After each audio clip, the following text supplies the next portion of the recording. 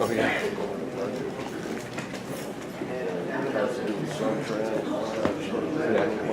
Yeah. It's gonna be a regular ripple or war. I wasn't even saying anything about you in this.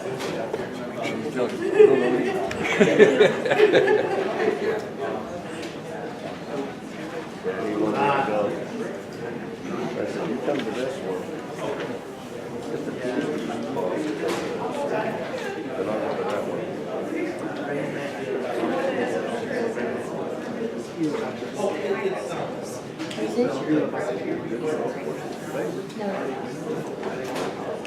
I sent our thank you, I think the business, and I emailed her to her nurse. Just like, thank you, you know. Right. That one over that one.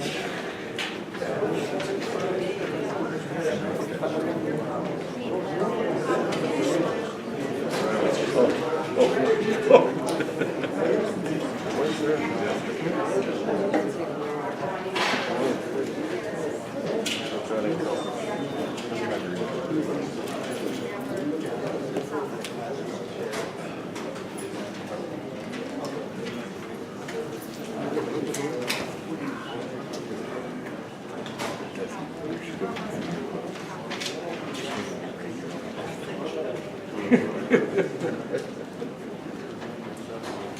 Hey Bob, how are you?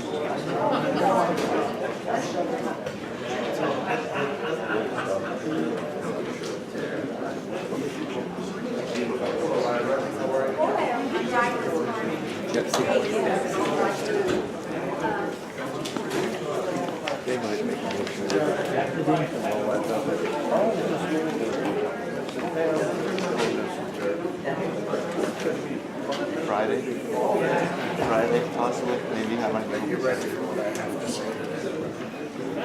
Probably with my cousin. no gallows? I wanted to see what it's like. Yeah, I'm trying to find a new mill down there when I can't deal with that mammal from down there and everywhere else.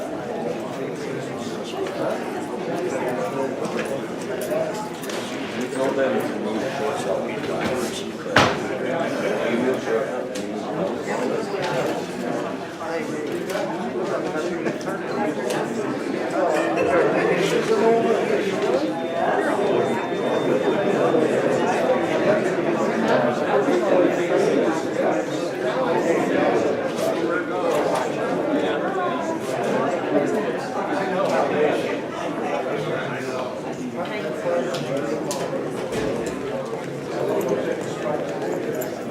Morning. Good, how are you?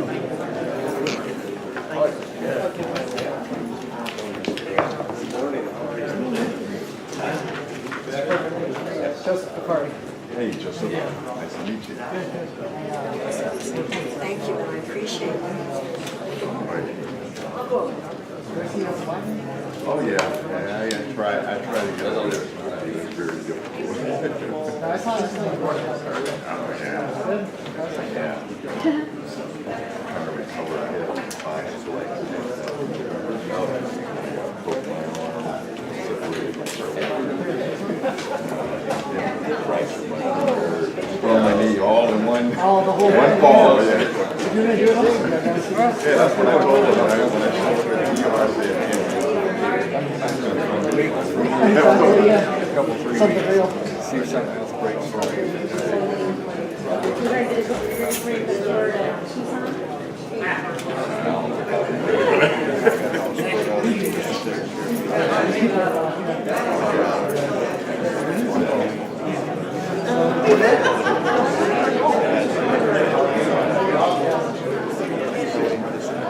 Just happened.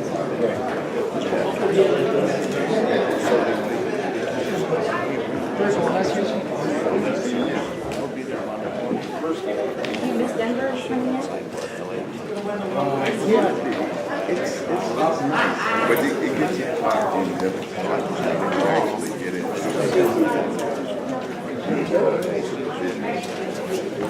It's not as hot, yeah, but not like this. But the sun is strong there. You can breathe in it. Yeah. Your lungs aren't all. Oh, yeah.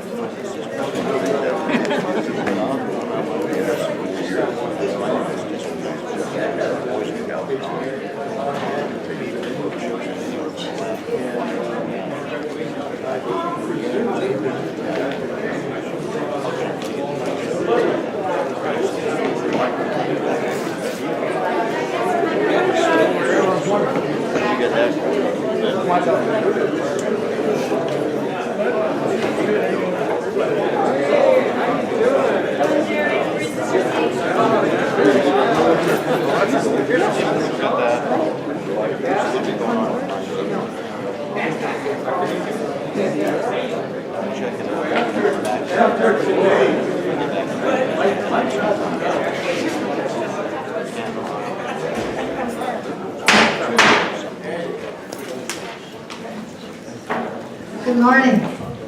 Call to order the Board of Supervisors meeting of June 3rd. Roll call, please. Supervisor Carroll. Supervisor Elias. Present. Supervisor Miller. Here. Supervisor Alvarez. Present. Chair Bronson. Here. Let the record reflect Supervisor.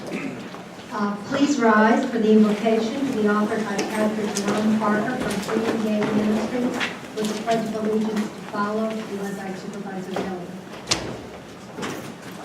It looks like our pastor is not here. Okay, so let's stand for a moment of silence and then we'll pledge allegiance.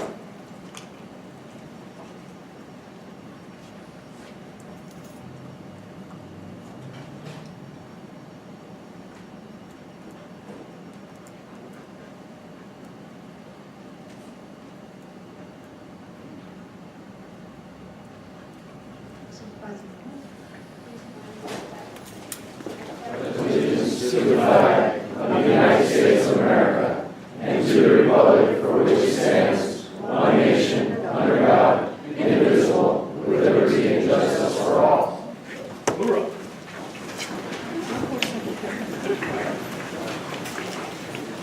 We have several changes to the agenda before we move to pause for pause. On the regular agenda, page 3, item 12, the Kinder Morgan Sarita Pipeline, items A and B. This item is being continued until June 17th. On page 5, item 26, Development Services rezoning. The applicant has withdrawn the request, so we will not be hearing that item. And finally, on page 9, item 1 of the consent calendar, contract and award for Community Services, Employment and Training, City of South Tucson. Staff has requested this item be removed from the agenda. There are no objections from board members. The agenda will now reflect those changes. So now we are moving on to pause for pause. Officer Bowden is here with Jimmy, who is a Staffordshire Bull Terrier. And Officer, you have some other things you want to tell us before we talk about Jimmy. Yes, our facility is participating in a competition between June and the end of August for a competition to see if we can adopt out 5,000 animals. There is a significant prize, I believe it's $100,000 towards the shelter for improvements. And many of my peers and quite a few volunteers put together a video to launch the competition. And I might say that this competition is basically for, I believe, only 50 shelters total nationwide. So we're very, very privileged to be a part of it, and we're hoping to do very, very well and show the rest of the country how well we can make positive changes for the animals in our communities. So I got the video somewhere? I think we're queuing it up now. Very good. Thank you. It might seem crazy what I'm about to say. Sunshine, she's here, you can take a break. I'm a hot air balloon that could go to space. With the air, like I don't care, baby, by the way.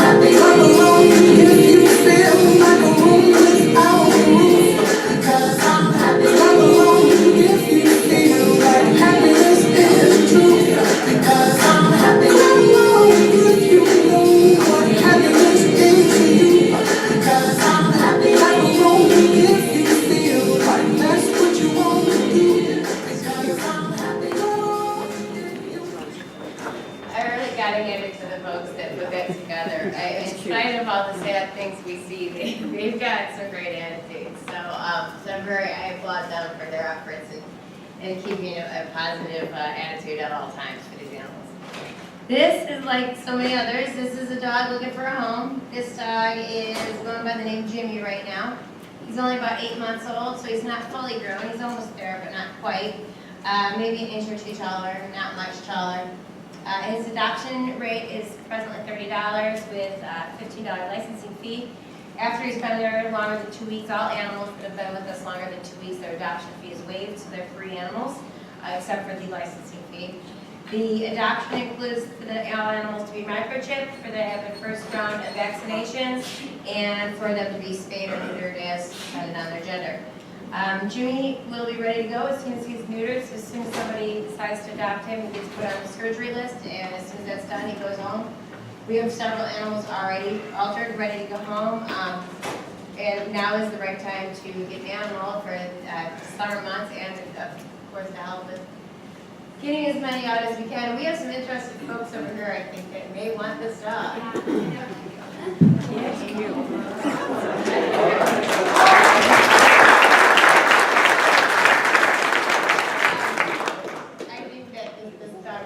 In the hallway, and I think that this is a good match for your family. So I applaud you. Thank you for stepping up to this animal.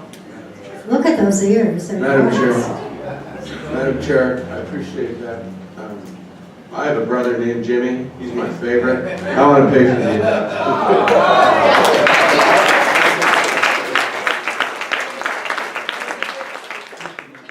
Before I take it back, because my brother Jimmy's like that. Thank you so much. God bless you all. I have one thing to say to you. Happiness is a warm puppy, and enjoy that dog all of his years. Thank you. Madam Chair, Supervisor Elias. I'd just like to comment that we have a lot of other animals over at Animal Care that look really good in orange. Go over there and talk to your brothers and sisters in the union about adopting a pet and being good to the animals because they're good to us. They help us. It's a reciprocal relationship. And so I joke, but please talk to other folks about it. Let them know that they are available, and after they've been there for 2 weeks, we waive that adoption fee. So, you know, please spread the word and help us find good homes for these animals. Gracias. Thank you. Thank you. We had the kickoff on Sunday, and we had a number of volunteers. I know that Supervisor Carroll and Mr. Huckleberry were there, and we've got how long for this challenge? Until the end of August. End of August. So everybody in an orange shirt can't leave without.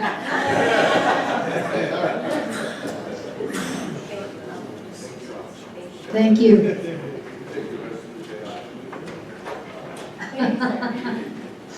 All right. We now want to move on to presentations, proclamations. Item 5, presentation proclaiming the month of June 2014 to be Community Development Month. What's pleasure? Second, if there are no objections, motion carries. And Daniel, you want to come up, and Supervisor Carroll will make the presentation. No, sorry, there you are. I'd like to have staff come up with me. Oh, absolutely. Oh, yes, there's everybody, yeah. The ones that can make it, the rest are out in the community doing good work. Daniel.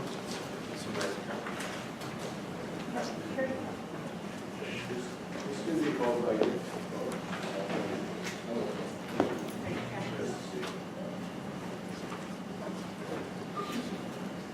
I'll read the proclamation. And then we'll hear from you, as many of you as you'd like. Here, Daniel, as you're in charge. Daniel and I had the pleasure of having our wives out to dinner recently at a county function with the Catholic Diocese. I recall, and I'm grateful for that. Wife's love it. Whereas the Community Development Block Grant, CDBG program was created by Congress in 1974, and whereas the CDBG program works to ensure decent, affordable housing, provides service to the most vulnerable in our communities, and creates jobs through the retention and expansion of businesses.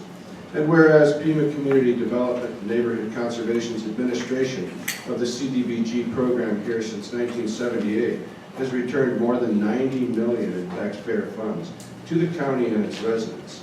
And whereas priorities that are funded through CDBG are established through consultation with communities and their residents, and whereas CDBG is successful in leveraging other public and private resources, and whereas Marana, South Tucson, Oro Valley, Sahuarita, and communities across the county, including Ajo, Catalina, Flowing Wells, Green Valley, Picture Rocks, Rito, and Robles Junction, have received funds to rehabilitate and repair homes, purchase fire hydrants and other public safety equipment, improve parks, build and operate health clinics, replace water and sewer lines, install streetlights, build food and clothing banks, and provide hot meals for seniors.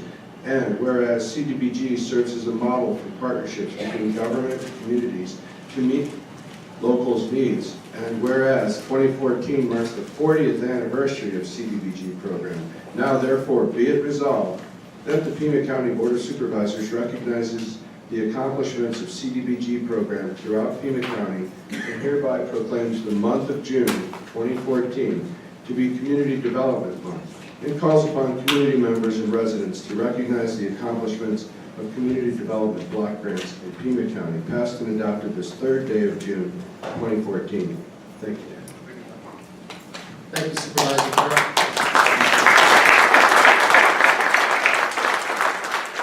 Madam Chair, members of the board, Mr. Huckleberry, I'd just like to say a couple things about CDBG. At 40 years, it's safe to say that CDBG is older than all of us. So, happy birthday, CDBG. Right. Also, absolutely, Supervisor Carroll in particular. Also, I just wanted to say, I think there's 3 things that make CDBG such a successful program after 40 years. One was the consolidation of various categorical grants to the federal government into one program. 2 was the ability of the federal government to directly fund cities, counties, and states to fund important projects, as just mentioned by Supervisor Carroll. And 3 is the bottom-up approach to funding these particular projects, where we work directly in the communities, as mentioned, from all 4 corners of the county being the size of Connecticut, to work with those communities to identify projects of greatest need, and it allows them to take ownership of those projects. And as funding continues to decrease for this program, it's been ever more challenging to prioritize those projects. For example, do you fund the upgrade of the clinic, or do you fund the EKGs for the ambulances? So it's getting to that point. There's a lot that goes into the successful and transparent administration of the CDBG program, especially in the last 40 years. First and foremost, I'd like to thank the Board of Supervisors and their staff for their leadership, oversight. I'd like to thank all the community leaders and all the communities that we work in for their ability to organize folks and prioritize projects. I'd like to thank Mr. Huckleberry and the administration for their guidance and direction, the clerk of the board and the county attorney for assisting in the public process and issuing the numerous contracts that we have with nonprofit agencies and community leaders to do the work. I'd like to thank our procurement department for the successful competitive solicitation of contractors to do the work. Facilities, parks, natural resources, culture resources, our project management office, our communications department, my predecessor Al Cohen, who set the blueprint for this program. I'd like to thank finance and our grants management staff, who acts as the to ensure that all of our reimbursements are eligible, that we pass our routine audits, and most importantly, I'd like to thank the CDBG staff, Gloria Soto, Jesus Duran, Jose Lucia, Cheryl Demick, Ana Durazo, Patrick Curley, who couldn't be here, he's out in the field, Isabel Camarena, Paula Johnsman, and John Matheny, who are out working. But together, their dedication to the community has just paid dividends. So with that, I would like to thank everybody. Thank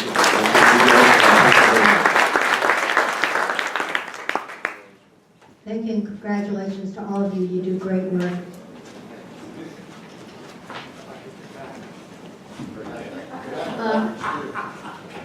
All right, moving on to item 6, presentation for proclamation to National Weather Service and Pima County Office of Emergency Management proclaiming the week of June 8th through the 13th to be Monsoon Safety Awareness Week. What's the pleasure of the board? Move the item. Second. Motion and a second to approve. If there are no objections, motion carries. Supervisor Miller will make the presentation, and who do we have? We've got you guys back again. We got to make sure we get a monsoon this year. We need it sooner rather than later.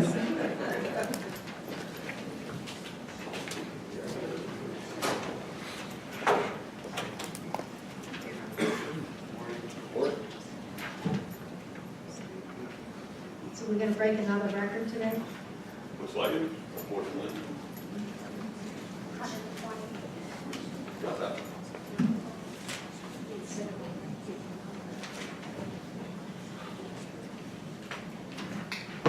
Good morning and thank you for being here, and I'll read the proclamation. Whereas the National Weather Service provides severe weather warnings to the citizens of Pima County 24 hours a day, 7 days a week, and whereas the National Weather Service works in close cooperation with the local media outlets to provide critical weather information as quickly as possible to protect lives and property from the hazards of severe weather, and whereas due to its desert location, Pima County frequently experiences thunderstorm-generated wind, dust, electrical storms, and dangerous flash floods during the summer monsoon seasons, all of which pose a considerable threat to the community. And whereas the goal of the National Weather Service is to work with its partners, the Pima County Office of Emergency Management and Homeland Security, the Pima County Regional Flood Control District, the U.S. Forest Service, the City of Tucson Department of Transportation, Stormwater Management Section, Town of Marana Stormwater Management, American Red Cross, Southern Arizona Chapter, Tohono O'odham Nation Office of Emergency Management, Tucson Electric Power, Tucson Fire Department, Northwest Fire Department, Rural Metro Fire Department, Basala, Sabino Canyon Volunteer Patrol, Friends of Sabino Canyon, Southern Arizona Rescue Association, and the Sabino Canyon Volunteer Naturalists, as well as Tucson News Now, KVN 9 TV, KVOA TV, and the Arizona Daily Star to inform the community of what to do when severe weather associated with the summer monsoon season strikes. Now therefore be it resolved that the Pima County Board of Supervisors hereby proclaims the week of June 8, 2014 through June 13, 2014 to be Monsoon Safety Awareness Week in Pima County, and encourages all citizens to acquaint themselves with severe weather safety information and to use these life-saving recommendations to protect themselves and their families from the hazards that accompany the summer monsoon season, passed and adopted this 3rd day of June 2014. First of all, thank you for your service, and thank you for all of your hard work during the monsoon season. Would you like to say a word? Thank you, Supervisor Miller, and thank you again to the board for once again graciously issuing this proclamation for Monsoon Safety Awareness Week, and also to the Pima County Office of Emergency Management and all the other partners listed on here. There's a lot there to read off, wasn't there? But this shows the great collaboration between public safety agencies within Pima County working together to help promote monsoon safety. And I'd like you to invite you to join us on Saturday, the 7th of June from 10 a.m. to 2 p.m. We'll all be there at the Park Place Mall for a safety fair, and we get a chance to talk with community safety experts. And there'll be some interesting exhibits there to observe, lots of stuff for kids as well. So come on down there. And hopefully we have a silver lining to this heat that we're experiencing right now. Usually we need a kind of period of extreme heat to actually helps usher that moisture up here into southern Arizona. So hopefully we'll get some much needed rain beginning in the next few weeks. As usual, the prediction of the monsoon, like for the next 4 months from now, is a kind of a tricky one. Some indications are that probably going to be a slow start. Then again, having this this heat at this time could help things along. So we'll, as usual, it'll be hit and miss. Certainly, those that, like last year, those that many of us didn't get much rain, but to those that had a tree down in their yard or had a flooded roadway near their residence, they probably thought it was a pretty decent one. So, Thank you very much. thank you. Congratulations.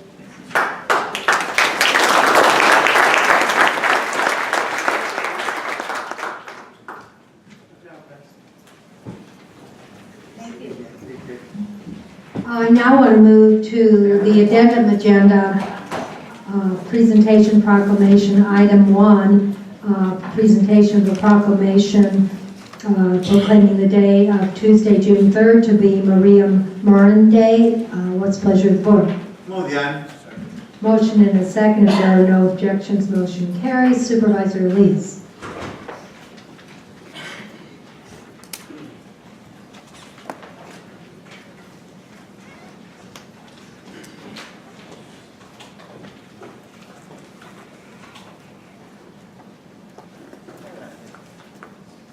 I got the best of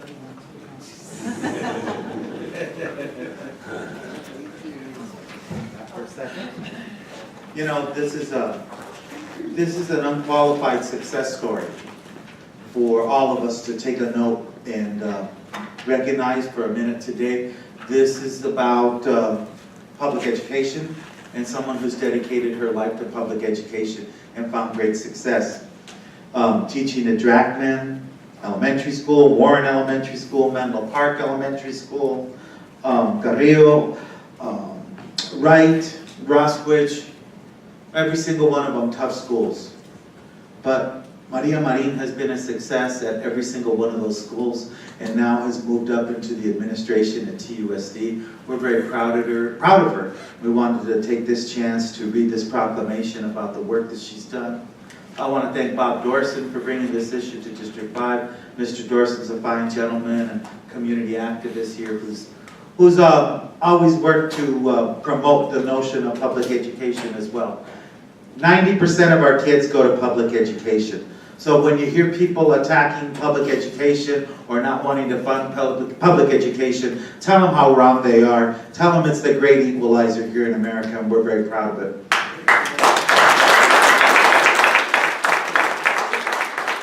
I'm going to read the proclamation now, and then I'm going to ask Ms. Marin to give us some words of wisdom, like she did to those kids at Roswich. Can you imagine that? Whereas Maria Marin has worked for Tucson Unified School District since 1990, starting out as a teaching assistant while working on her college degree.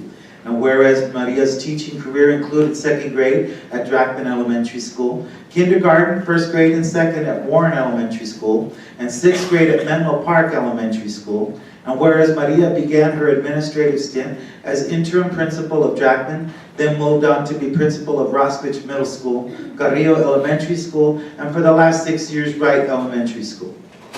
And whereas as a principal of Wright, Maria launched the Science, Technology, Engineering, and Math program and raised Wright from underperforming to a B school.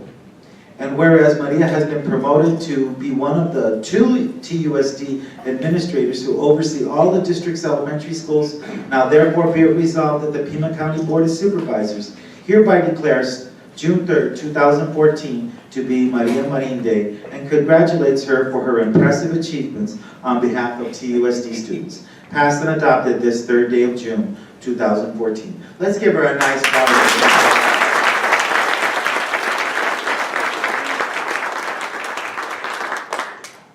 I'd like to thank you, Supervisor Elias, and the entire Pima County Board of Supervisors, and Mr. Chuck Huckleberry.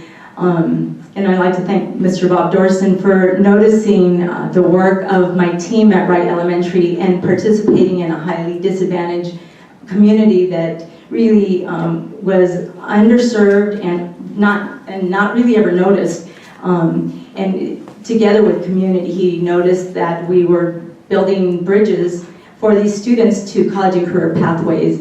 My mother was from Mexico, and I grew up in the barrio. Some of you might be familiar with it. It used to be called the Back Street.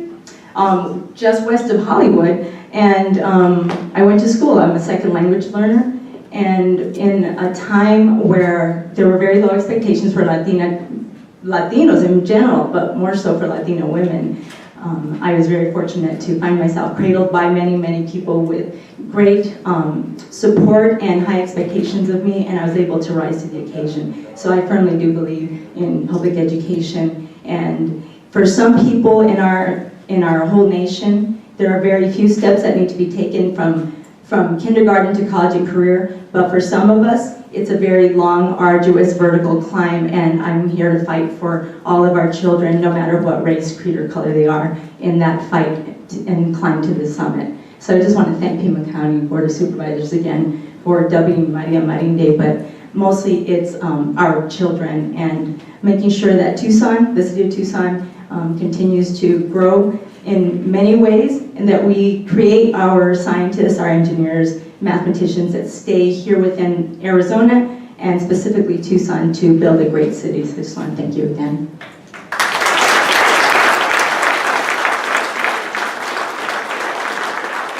And I also noticed that we have some veterans and maybe some active military, and I just want to salute you. I am an American Gold Star mother. My son, Sergeant Martin Lugo, was killed in combat August 19, 2010, and he is my primary reason because he was one of those Latino boys where some didn't believe he could, he did. He was a 1st 75th Airborne Army Ranger, and he soared to the top and did some great things for our United States military. So hats off to our military. Thank you for your service.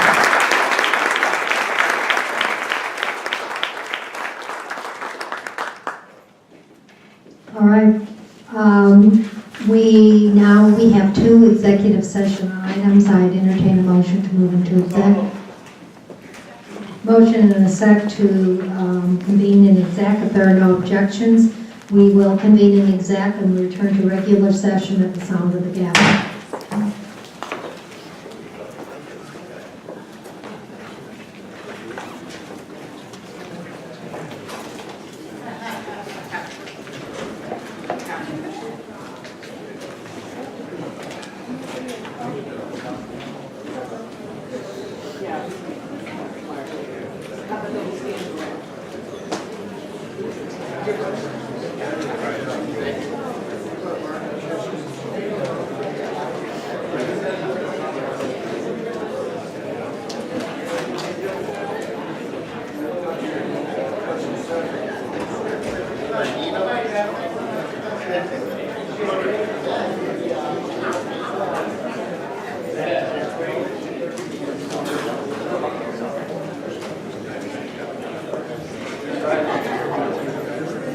Congratulations again, guys. Thanks for coming down.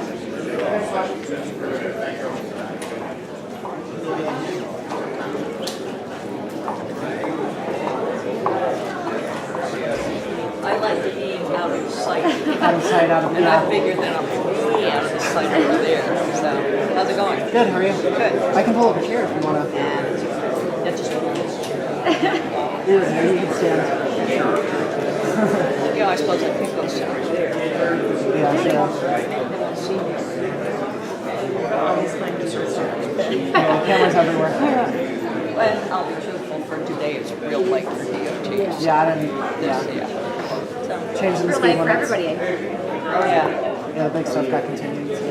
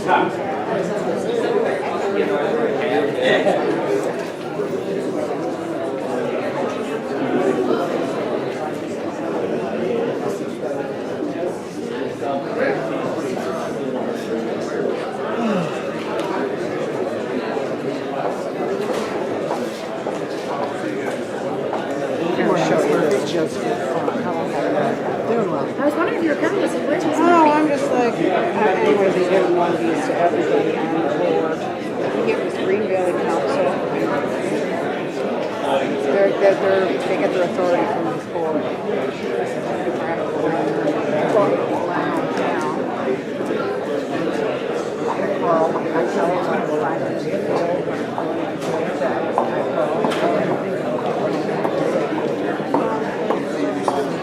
Supposed to help you.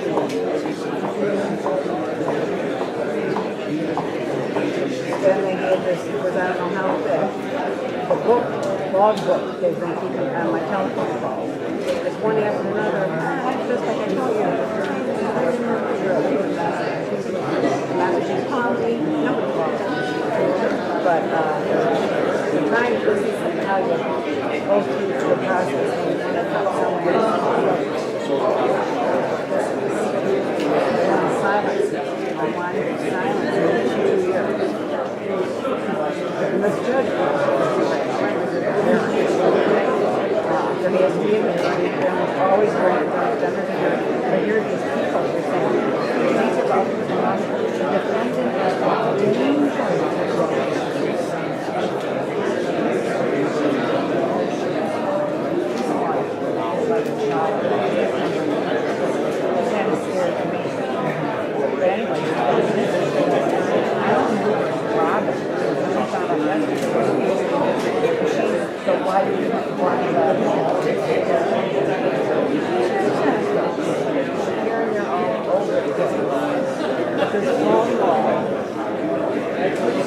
goes right there. It was the first time I raised my hand.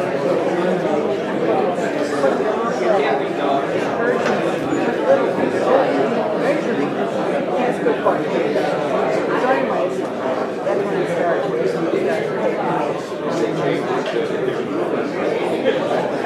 I'm so glad this is so watch everything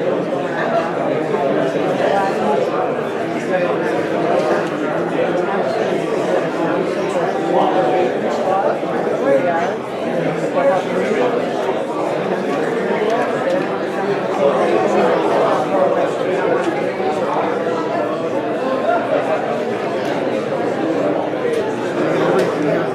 No, this is just a patient. This I jumped from the start. It's false. And then she was going to make these days. Here, and I started talking about the conscience. I'm so good. But, anyways, I'll get there too. Because I think the board's the one, they and the board used to do something. Green Valley Council. Green Valley Council. Yeah. I think the Green Valley Council gets its authority from this board. And that is sovereign state. The county. It's county. But I don't think anyone's ever said anything about it. History of that, it's 40 years. And we haven't seen anything coming from the board on it. Well, welcome to my world. Yeah, living in the status quo. Is this Stan Riddle? Ooh. Oh my gosh, he must have labeled, oh well, Tom Moore labeled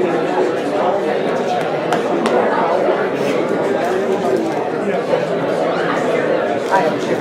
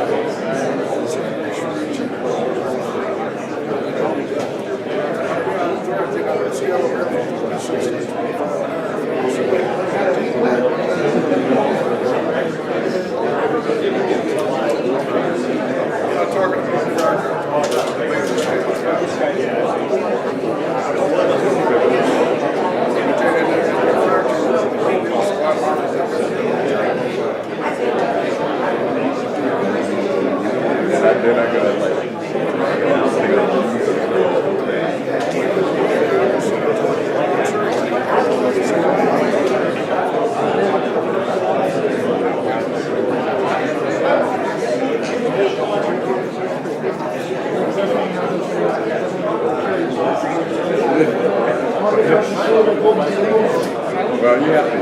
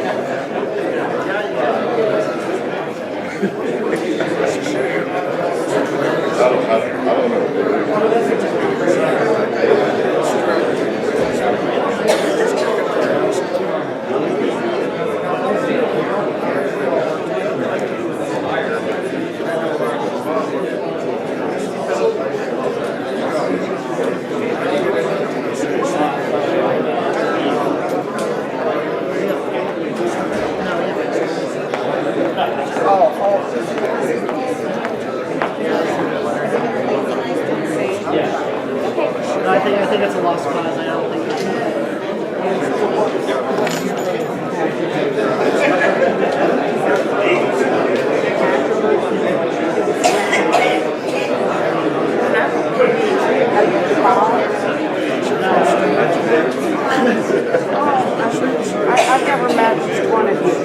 should introduce yourself to him. I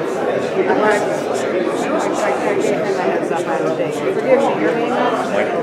Hi, I'm Mary. He's our facilities manager. Oh, how's it going? We just came here from Denver. From Denver?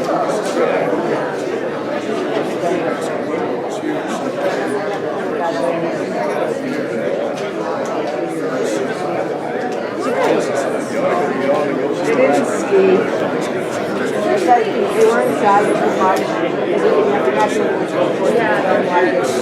They went back. She said, other people sit around one of the pizza.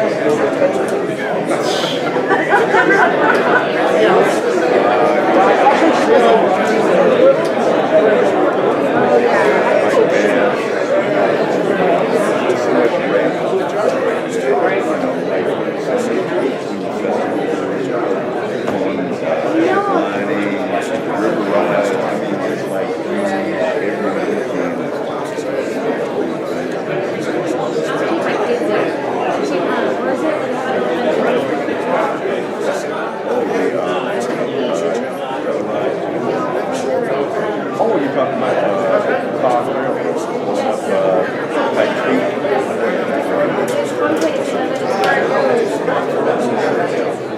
it's supposed to be great for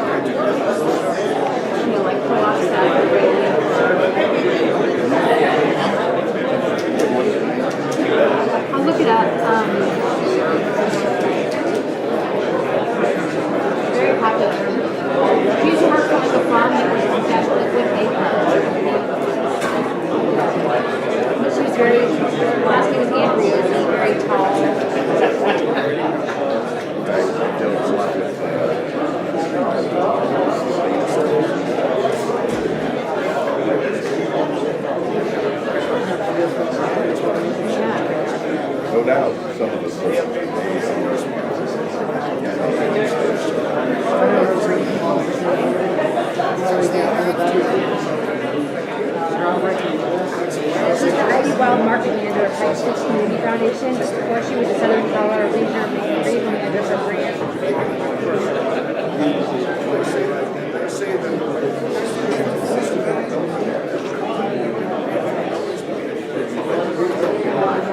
Grant Family Farms. They went under. Now she runs this little like full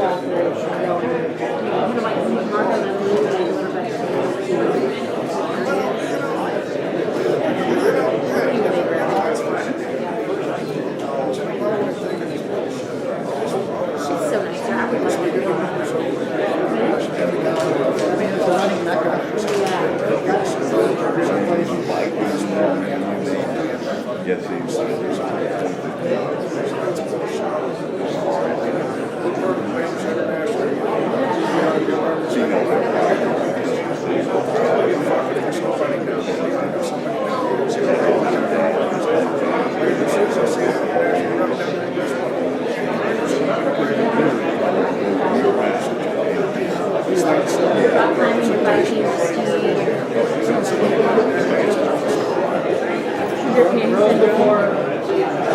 yeah, very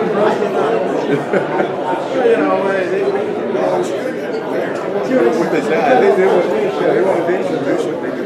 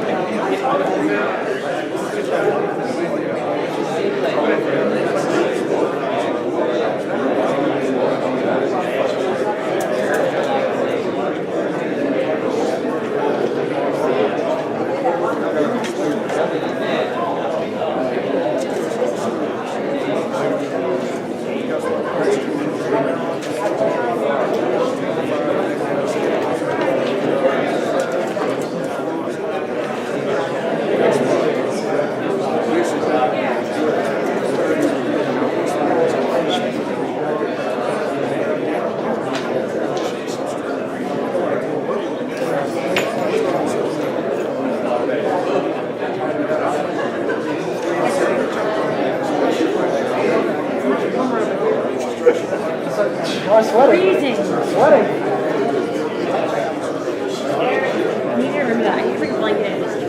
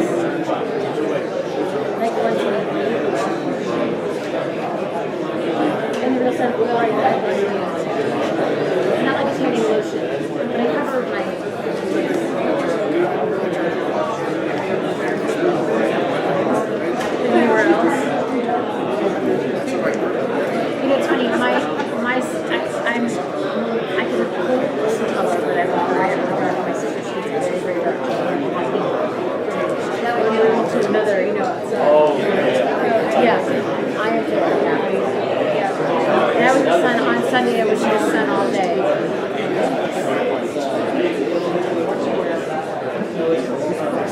Oh, really? Yeah.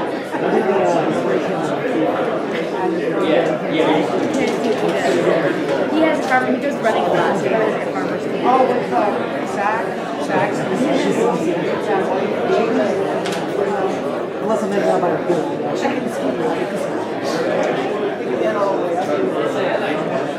Yeah, that far.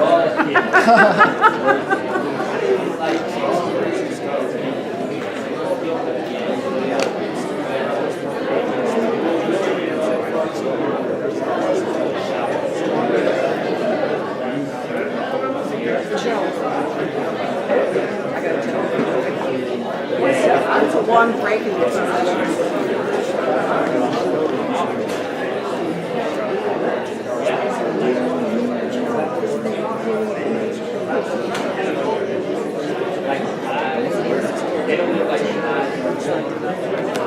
Anyway, I'm gonna get it caught on tape. We will. We'll get it on tape. All right.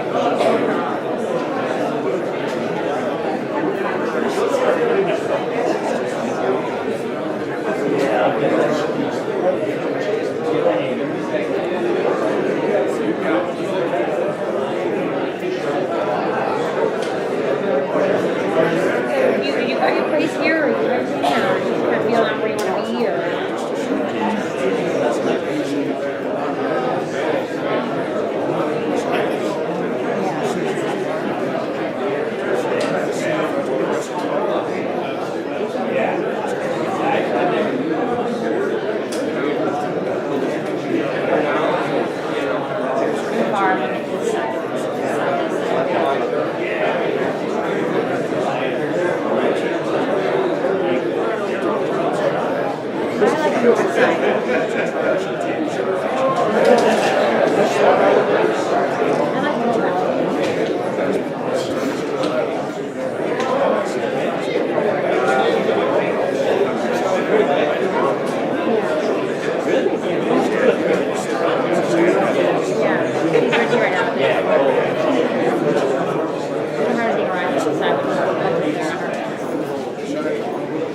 much bullying legislature has more. Now that they put the things for him, that's what And then post one too, I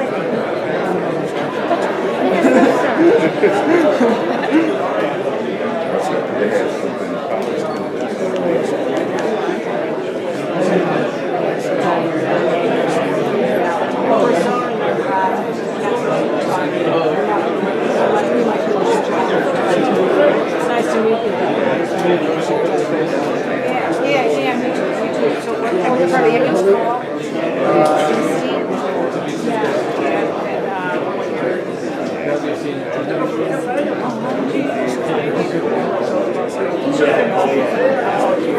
Anytime you have to do it, see my hand.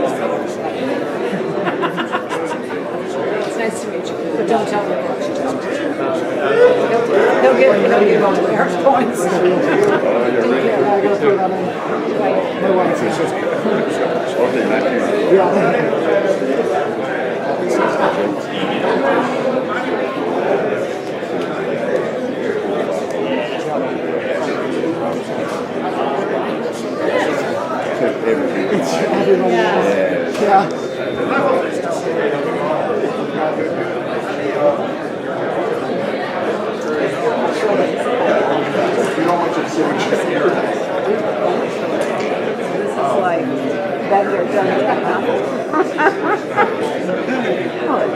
So tragic that Susan Jones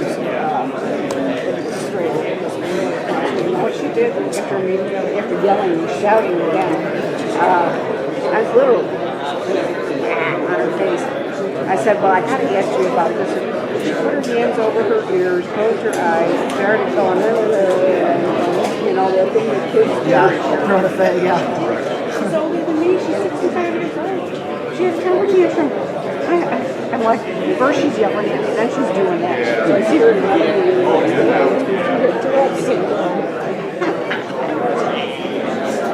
the women like this, then I don't know. The women behind the men. They don't know. Now these women, is Miss Miller, is she married with children, or is she having a you know? She has a life. A lot of people think I don't.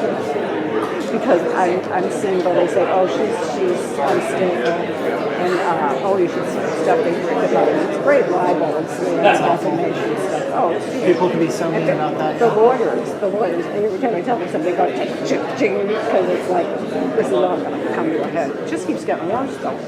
I'm like, look for civil rights violations. I'm old enough, I mentioned the Democratic Convention, and the politicians shooting truck in 1964 in Ohio. They think they're dealing with it. But, yeah, this is the second time. Remember when I was here and I was saying he treated me like I got treated like a chapo, and I was kind of making jokes about it, kind of laughing because he called me the day before he had to back off. He's going to see tomorrow. But it's intimidation. And he is a punk. I don't know, do they have editing on here? Because enough mom's going to slip sooner or later.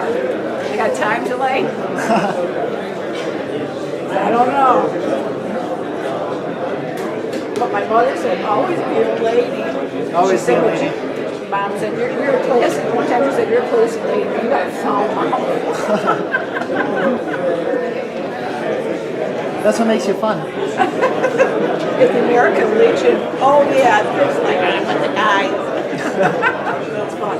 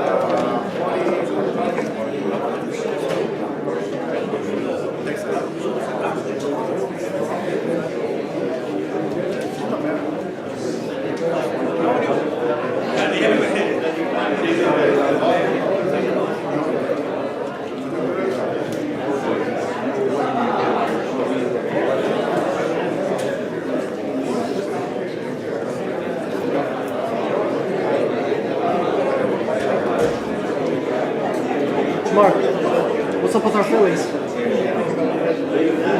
Here's Phillies fan.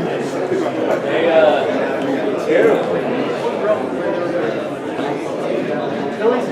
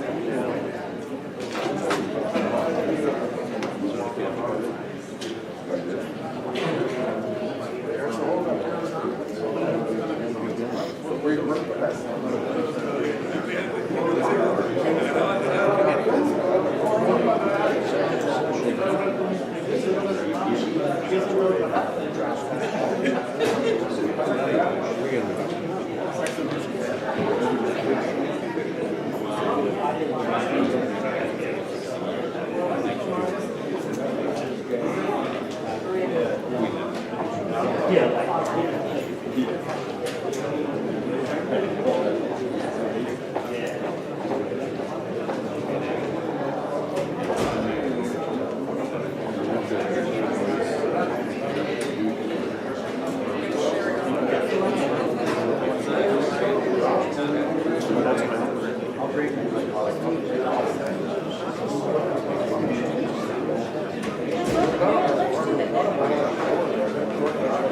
ever the dog who died in James Car?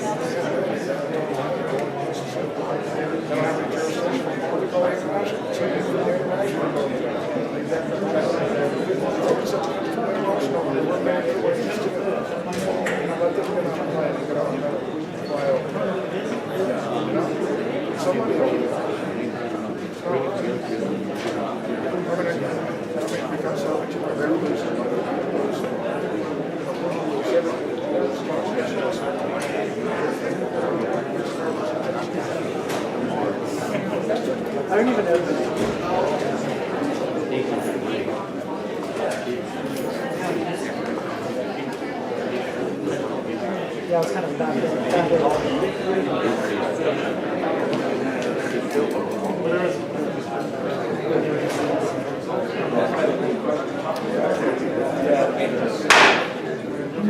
Good morning.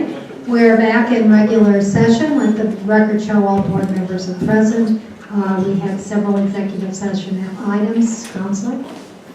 Yes, Madam Chair, members of the board, we have two items for executive session, both on the addendum agenda. Executive session item 3 on the addendum agenda concerns development and transportation improvement issues regarding the Star Valley specific plan, Star Valley master block plat, and Star Valley individual block and subdivision plats. The county attorney recommends that the board direct staff to initiate a replatting process and return to the board in July with a report and recommendation on the replatting process and the construction of the Camino Verde extension.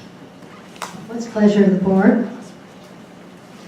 Madam Chair, Supervisor Elias? I'll move the county attorney's recommendation. Motion and a second. Are there objections? I object. One objection. Are there any further objections? Hearing none, motion carries. Next item. Yes, Madam Chair, members of the board, executive session item 4 on the addendum agenda for the board's consideration concerns Primavera Foundation Inc. versus the Honorable Bill Staples in Pima County Superior Court case number C 2014-2934. This case involves an appeal by the Primavera Foundation regarding denial of its application for property tax exemption for 3 years for certain parcels, 2011, 12, and 13. The complaint names as defendants both Bill Staples in his official capacity as the Pima County Assessor and Pima County.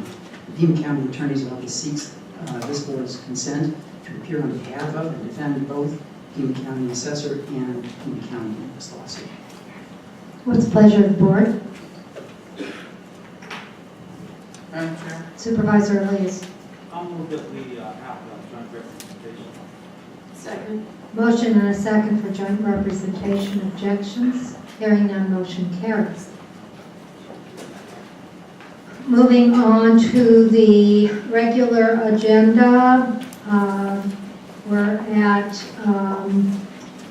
Flood Control Board of Supervisors sitting as other boards, Flood Control District Board, item 7, riparian mitigation. What's the pleasure of the board? Madam Chair, Supervisor Liz. I'll go ahead and move riparian habitat mitigation plan, and this is with Komatsu America Corporation. Second. Motion and a second to approve the riparian habitat mitigation plan. Objections? Hearing none, motion carries. Moving on to the consent calendar. We have call to the public, Christopher Cole.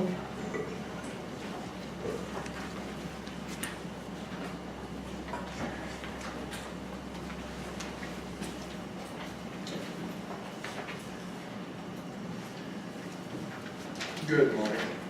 Since since I wasn't here last week, everybody's forgotten who I am, so. I'm Christopher Cole, and I do reside here in Tucson, Arizona.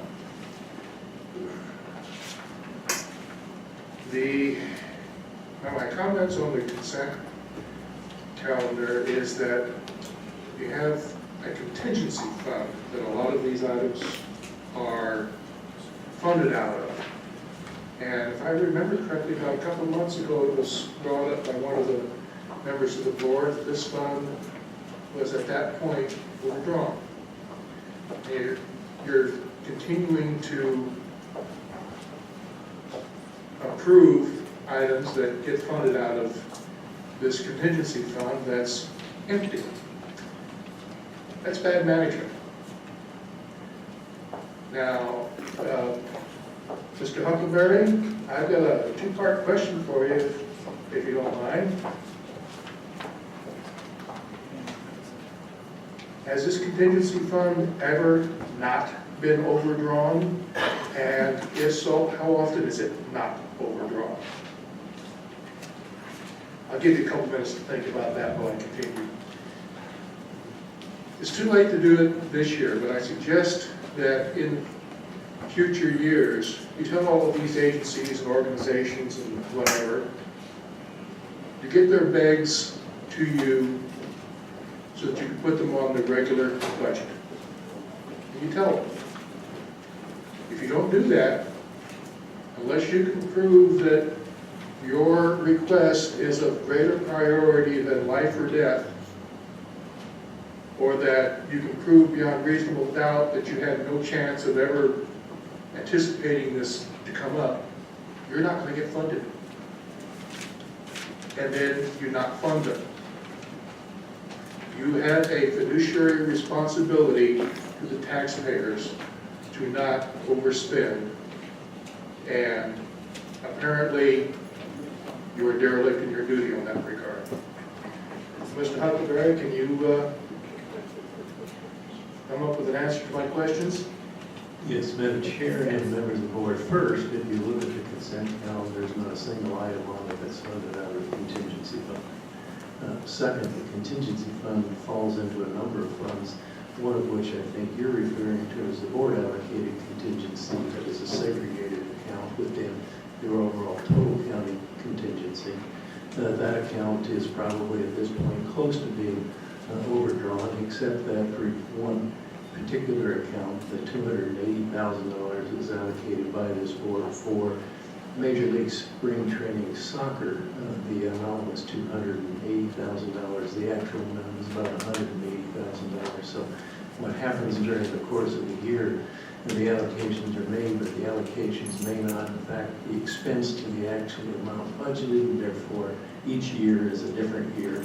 But on average, we end up the year with a fund balance that almost always exceeds the actual budgeted fund balance. So while we may be spending the board's allocated contingency or near it, we never have exceeded the amounts that have been budgeted year ended by the board.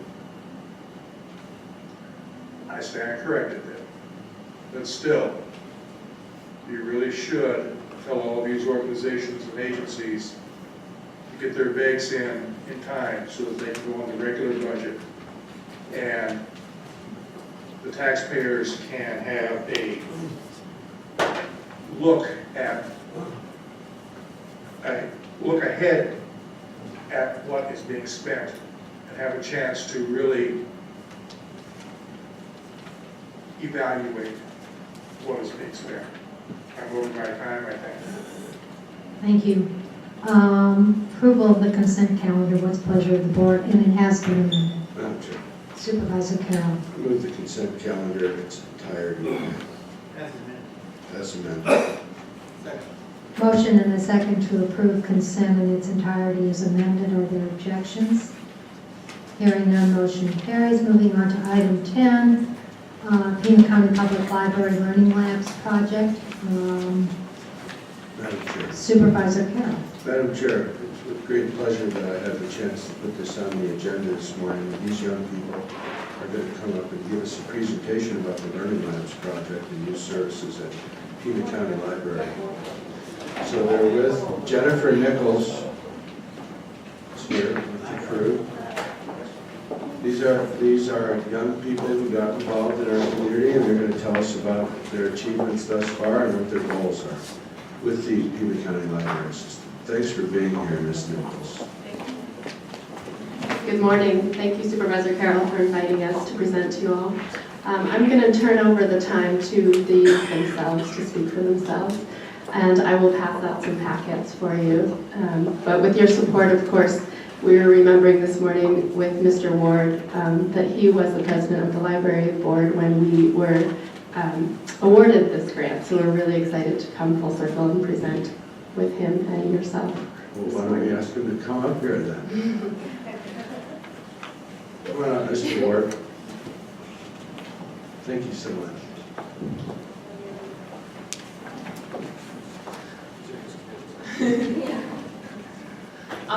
Hi.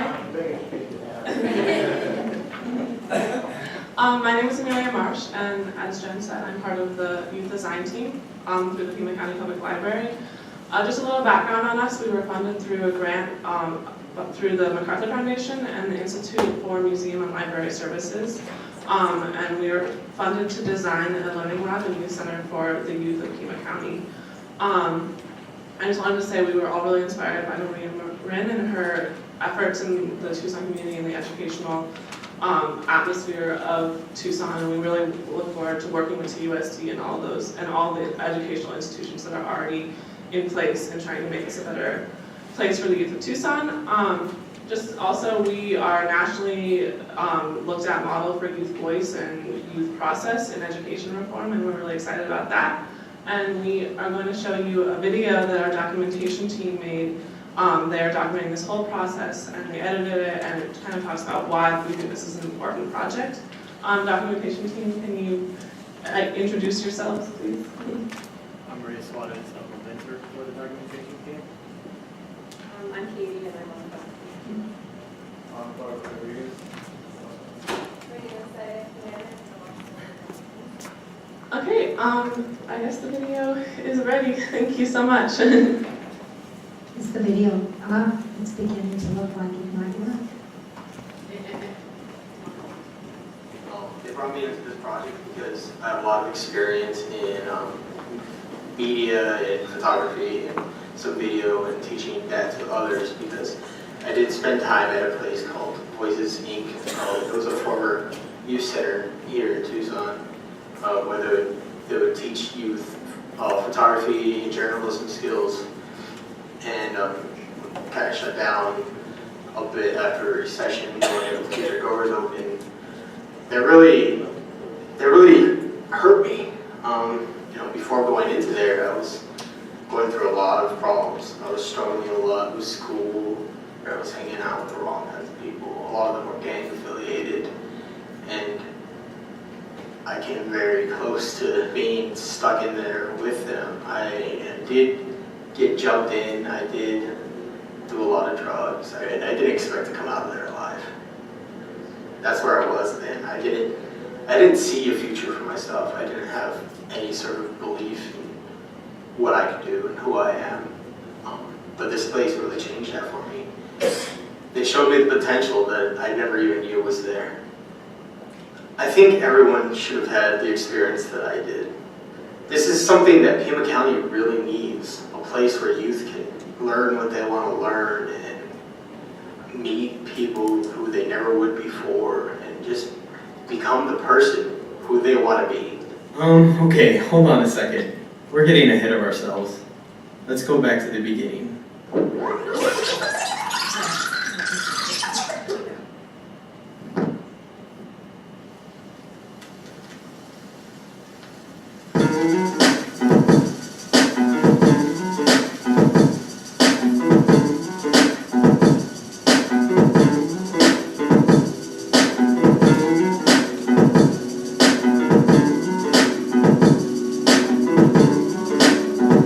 Pima County Public Library cares deeply about youth and teen services.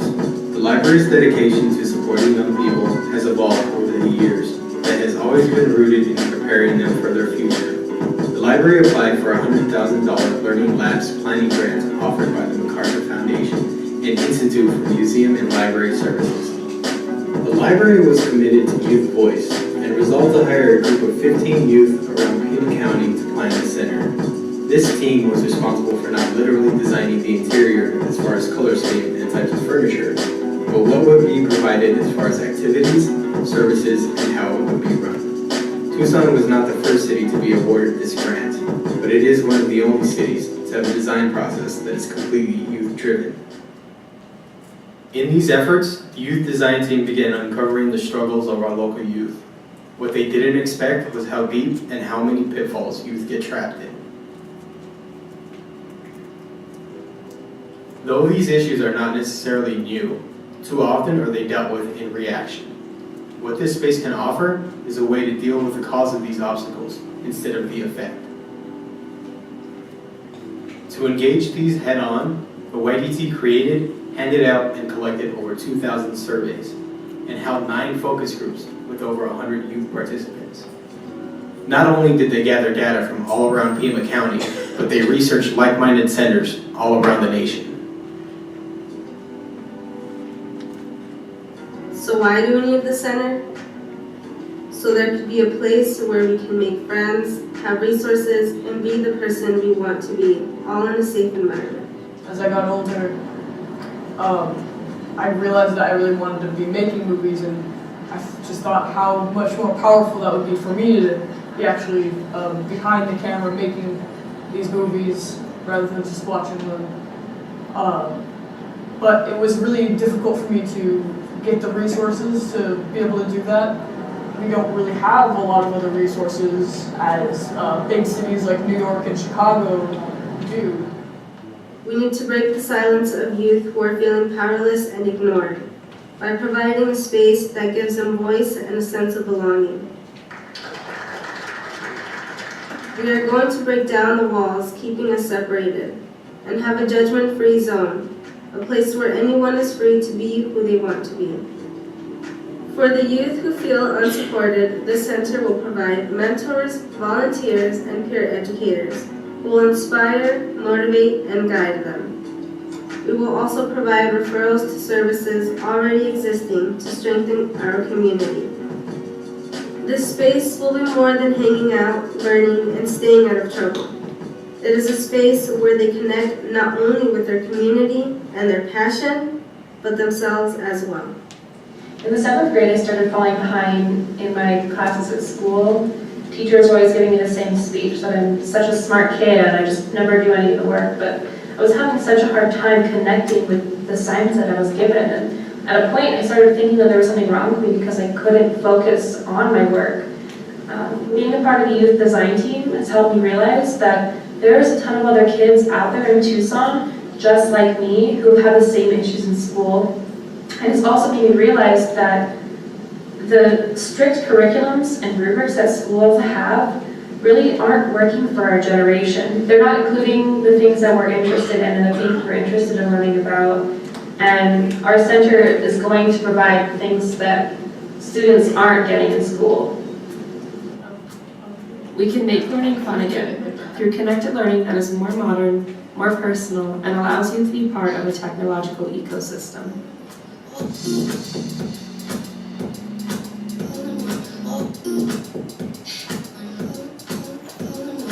In our center, youth will drive their learning experience in collaboration with mentors, as opposed to having a figure of authority who is constantly telling them what to do.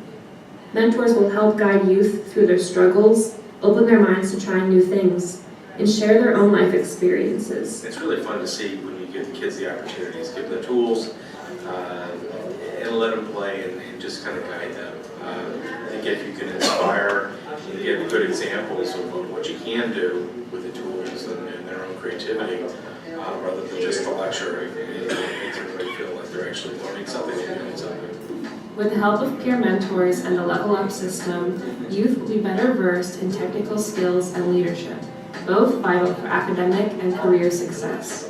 One of the things we are most excited about offering is the opportunity to work directly with professionals, get paid internships, gain entrepreneurship skills by working with real clients, and learn how to create professional portfolios. Experience is the best form of education and preparation for the real world, and experience is what we can provide. A sophomore in high school, I decided that I needed to single-handedly reform TUSD because I felt like students didn't have a voice in what they were doing, and that they felt disenfranchised and unheard, and like their education wasn't in their hands, and that frustrated people, it frustrated me, and made me feel disengaged, and like I didn't want to really be a part of my education, and I didn't really want to succeed as a result of that. And that's why I'm really passionate about this project, because I truly believe that it can change the educational paradigm in this community, and it can make us believe and realize and help students to express their voice in whatever way works for them. This center is going to help them blossom and help our community blossom by spreading that through a network of action and of independence and of creation and of youth really taking charge of their lives and their futures. And to be a part of that is so exciting on a personal level and exciting on a Tucson level, and it's just really, that's why I'm so excited to be a part of this project. Our center will consist of classes and workshops formed around what the youth ask for. Our research gathered from surveys and focus groups shows that youth know what they want to learn about, and also that their interests are constantly changing. We believe that by giving youth the power to choose what they want to learn, we will attract their interest to keep them engaged and continually coming back. This space will be constantly evolving based on the ideas and desires of its most important stakeholders, the youth who attend it. For youth to successfully take charge of their learning experience, our center will allow them to be the active participants in their education and finding their ambitions in life. This unique experience of designing a youth center has affected each and every member of the youth design team. The high level of challenges they have to face and overcome has aroused change and growth within themselves as well as our community. I'm actually working hard, and to actually have someone to tell me, like, good job, like I'm thankful for you, like, to be here. Like, to me, that just means the world. I think my professional self has really grown a lot. The first day that I was a part of the project, I definitely was nervous meeting a bunch of new people and speaking to them and getting to know them, but now I'm a lot better at that. More reflective and more involved in the way that my community functions and really being able to help people. With all of this transformation, one would say that this group has been very successful in what they have done. But what is success? The definition is the accomplishment of an aim or purpose. If that is the case, success is determined by the person, not the actual accomplishment. That accomplishment does not have to be something that changes the world. It can be something as small as getting up early enough for your morning jog, finishing a book, or even completing a homework assignment. Being able to support your family or even yourself. If the little things can be considered an achievement, then why do you feel that success is impossible to gain? It's simple. Teens feel unsuccessful because the idea of success has been put up to someone else's standards. Through this center, not only will we help youth to feel successful, but to discover their own meaning of it. To show teens that they do not have only one solid road to achieve something, but multiple paths, with some being made on their own. By leaving the responsibilities up to the youth and take control of the supervisory roles, only then will they learn true independence and be masters of their futures. To me, success is helping others and being happy while you're doing it. I think success is also yourself being happy because, well, I feel like you can't fully help other people if you aren't happy in what you're doing. I feel like success never ends, so you can always just keep on grabbing, and just as long as you're doing something that you really like, that you really love doing, and that you're passionate about. I mean, if that's successful to you, then I'm all for it, It's about being comfortable and content with what you have while working to be better at what you want to be better at, but not trying to see happiness and success as this far off thing, but to see it as doing what you love right now. I think it's just finding where you feel you fit at that point in your life, and that can always be changing. That can always be something that you're always discovering for yourself and discovering over and over again. It's always okay to reinvent yourself. It's always okay to find what is successful now for you, because what's successful now for you is yours and nobody else's.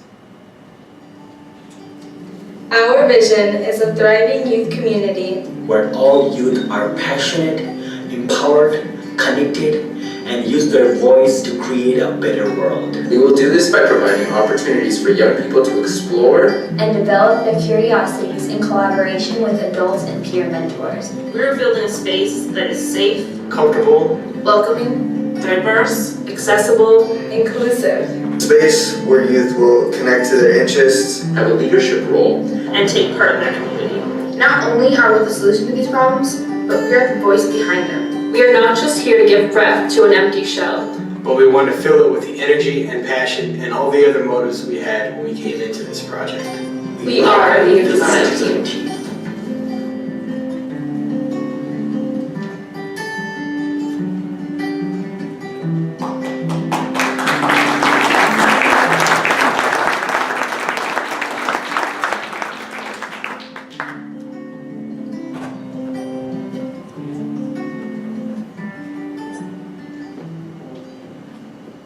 So as you saw in our video, the youth design team went through a process and we will use technology as an access point to connect with youth around Pima County and allow them to create relationships that will empower them to make a change in their community.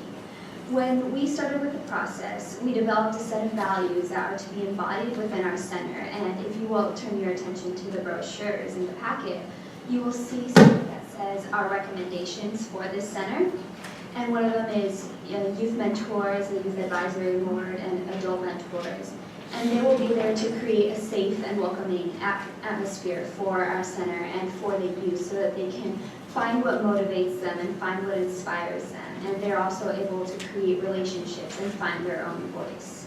This center advocates for youth voice and protects youth voice, allowing you to feel empowered. And through this, we will also teach them how to use digital media skills and technology skills, but they will not only learn how to use this media, but they will also be able to use skills that they can apply to their future, such as in their careers or in their personal lives. And so media will be the means by which we empower and inspire these youth to advocate for their own voice and to make their own changes to youth in Pima County itself. Thank you.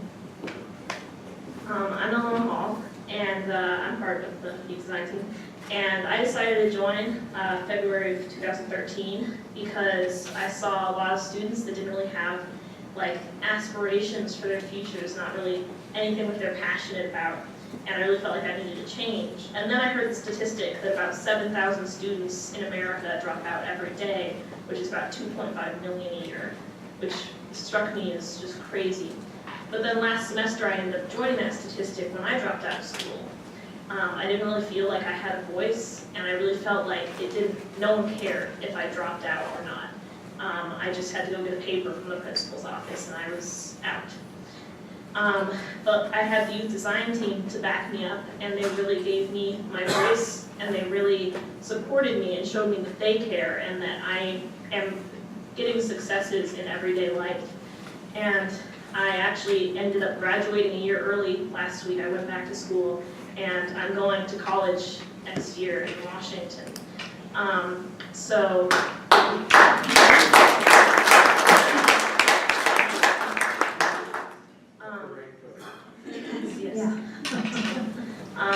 And so not all students have that opportunity that I had, and I really think that they deserve that opportunity to get to that place that I did. So that's my opinion. Thank you.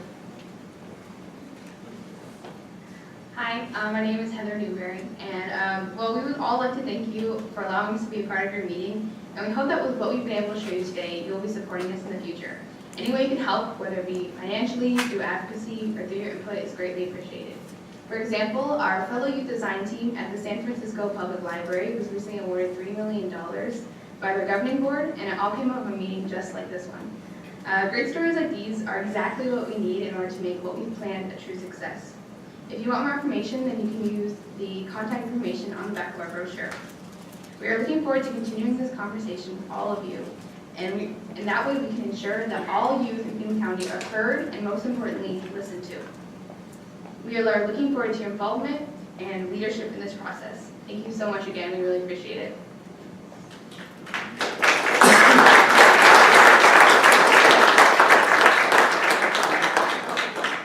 Thank you. Pretty impressive.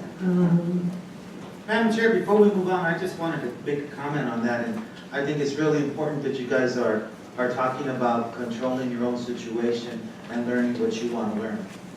That's really important for you in this program. I applaud you, wish you well. Come and talk to me over in my office. I'd like to talk with you guys about what you're doing and how you can move on, move into new directions as well. Thank you. Thank you.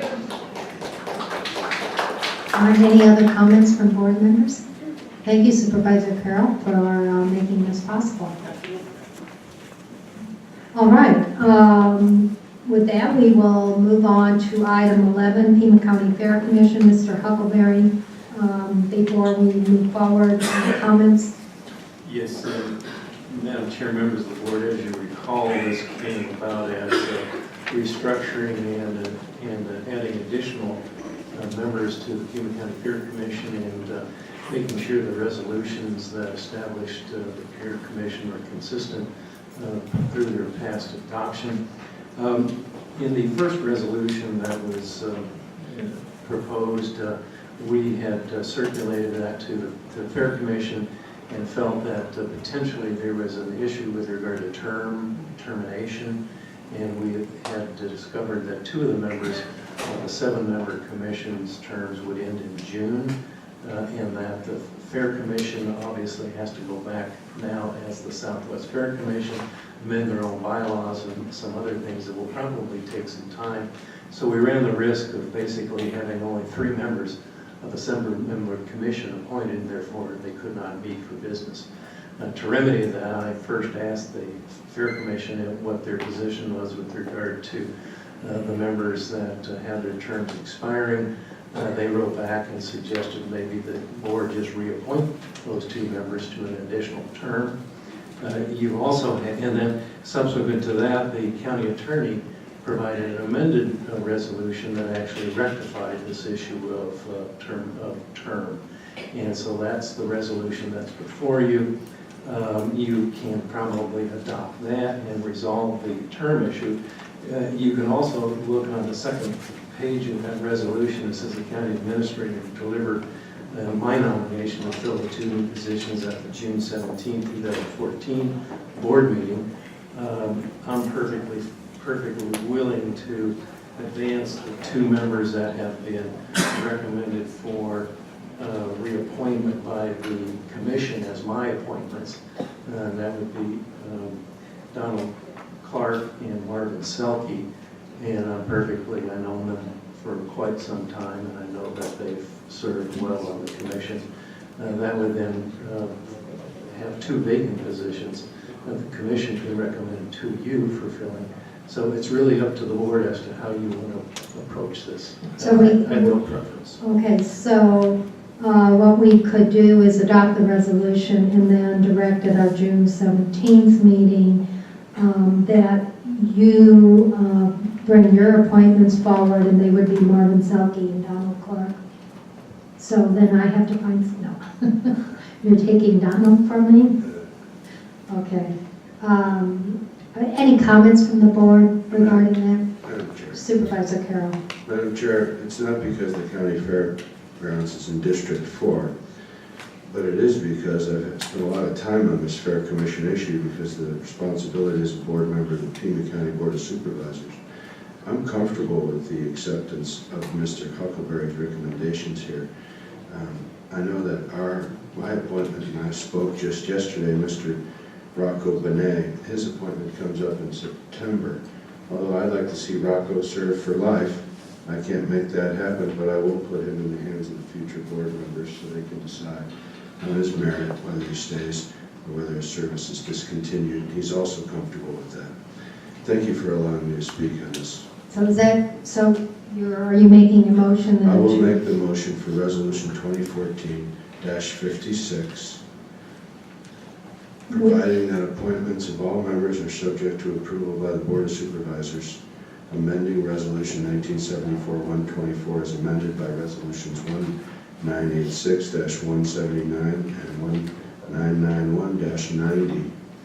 So we're going to move the county, my motion is to increase the membership from 5 to 7 members, providing for nomination of replacements for the 5 existing members of the commission to be appointed by and recommended by the other members of the commission. It's a self-appointed body, providing for a nomination of 2 new members and subsequent replacements by the county administrator, which we see is in fact in process. Is there a second? Motion and a second.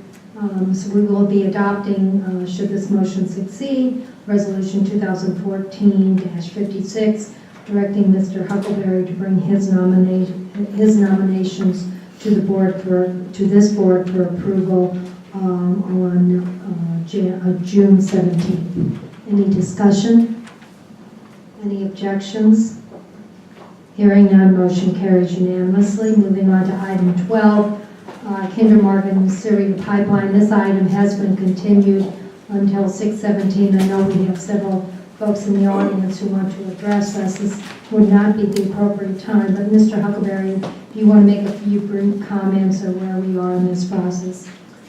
Yes, Madam Chair, members of the board, the county staff, along with the chair yesterday, we have met, this would be the 6th meeting with Kinder Morgan's representatives over the Sierra pipeline. We have and are making significant progress, as the chair knows. The meeting yesterday was 2 hours in length, and we believe that absent some major misunderstandings, which I don't think we will have, that we should be able to return on the 17th at the next meeting with an adoptable agreement between Kinder Morgan doing business as Sierra Pipeline and Pima County for the project, and execute all the necessary license agreements, utility agreements, and conveyance agreements, as well as mitigation plans and their financial contributions to the project, to the county for mitigation purposes. Thank you. With that, since this item is continued, we will move on then to item 13, revision to merit system rules. What's the pleasure of the board? Madam Chair. Supervisor Elias. I've got questions about this item, particularly the application process. It's a big change from the way we've been doing business. You know, resumes will no longer be held on record for people who are out searching for work, and instead you'll have to apply every single time for a position again. You'll only be able to apply online. These are difficult issues for people, I think, in terms of finding qualified folks, in terms of employees who already work for us and want to find different spots within our department. Certainly, we're making some computer access available to folks in our HR department, as well as at the libraries and stuff, but again, I'm just concerned about these issues and how they're ultimately going to affect our workforce. Haven't heard anything from frankly, our HR department that's made me feel any better about it. So, I don't know if you want to comment on any of that, Mr. Huckleberry, but if we're going to move forward with this, I would prefer leaving out the areas regarding the applications, and I would appreciate leaving out the areas about certification and appointment until we get to another meeting where we'll be able to learn more about those questions from our HR department, since that, you know, I think Alan's not here today either. No. So. I think that there are some tutorials and instruction that will be going on during the month of June that will address these issues, and these rules, these revisions to the rules are obviously related to the ADP system. And I understand that. I think we are moving forward with it, but I had the same concerns that you did, and I was able to get them addressed. Mr. Huckleberry, I don't know what are your recommendations at this point? I think a lot of this is because people just haven't been made aware and understand what is actually will occur. Madam Chair and members of the board, two suggestions. One, I think that we will have for any board member who would like a presentation from Human Resources, if you can set aside about 30 minutes, we'll be happy to do that and show you how this process works. On top of that, it's really a package of modifications that really needs to go in total because it's implementing a new system. So what you could do, if you'd like, and I think we're fine with this too, is continue to the 17th meeting.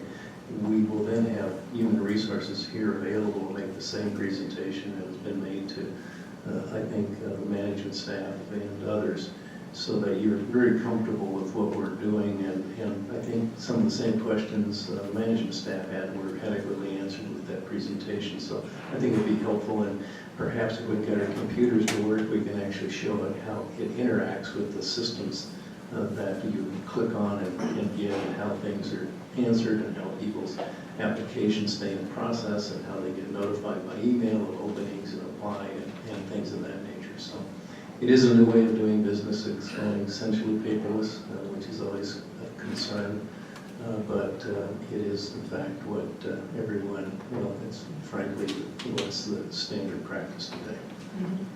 So I think we will make that presentation available. Any board member to have it before the 17th. And I would say, yeah, I think we need to do it. Board members need to see it before the 17th, and perhaps we can schedule something either in the 6th floor conference room, since it's reasonably equipped.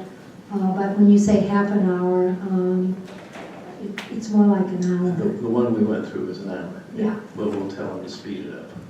All right, I'd be willing to do that, and I make a motion to continue this item to our meeting of the 17th. Motion and a second to continue. If there are no objections, we will continue the item. Moving on to item 14, trademark application. With pleasure of the board. Madam Chair, I'll go ahead and move the item, but I think the logo's ugly.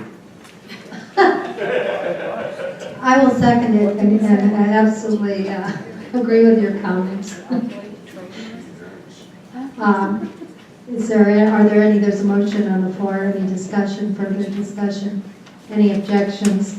Motion carries. Yes, we have ideas of what we think it really looks like. We're stopping. Moving on to item 15, sale of assets. Sheriff, what's the pleasure of the board? Madam Chair, Supervisor Miller. I just had a question for Mr. Huckleberry. Is this the sale of these assets, are they going to be used for the aircraft that were on the consent agenda, or is this for an additional aircraft? Madam Chair and Supervisor Miller, it's to outfit and complete the aircraft that the sheriff already has. It's a sale of these assets are using to pay for the outfitting of the new plane that's on the agenda. Okay, gotcha. All right, thank you. Then I'll move the item. Second. Motion and a second. If there are no objection, motion carries. Item 16, canvas, school superintendent. Second. Motion and a second to approve the special recall election from Sunnyside Unified School District to canvas. If there are no objection, motion carries. Moving on to hearings, franchises, licensing permits, item 17 through 23. These are hearings. Is there anyone in the audience that wishes to address us on these items at this time? Madam Chair. Supervisor Elias. Seeing no one come forward at this time to address us on any of these items, I'm going to go ahead and move item 17, 18, 19, 20, 21, 22, and 23, and close public hearings. Second. Motion and a second. Are there any objections? Hearing none, motion carries. Moving on to item 24, Justice Court Cost Recovery Fees and ordinances number 2014-23. Supervisor Elias. I'm going to go ahead and move item 24, including ordinance number 2014-23. And close public hearing. And close public hearing, I'm sorry, yes. Thank you. Motion and a second to approve. If there are no objections, motion carries unanimously. Moving on to item 25, Pima County Code Text Amendment 2014-25, ordinance number 2014-25. This is a hearing. Is there anyone in the audience that wishes to address us on this item at this time? Madam Chair. Supervisor Miller. The question that I had on this one is that they replaced the word bidder with interested party. And then we went and looked for the definition of interested party, and I couldn't find the actual definition of what an interested party would be, what the difference is between a bidder and an interested party. It's very broad, and it isn't defined in any of the background material that we could find. I have the same concerns. Yeah. And I'm not sure why I'm having difficulty understanding why we would let an interested party file a protest. This is the same item that came up several months ago in an appeal to a procurement decision, and it was eventually found out that the position that our procurement director had taken was not one that could be enforced. So we changed it, and now that appeal was not approved by this board. But in any case, now we're attempting to change the code to meet what the procurement director would have liked at the time. I think our procurement code has been working. I don't know why we're doing this. I don't get it. Is George here? I don't see him here anywhere today.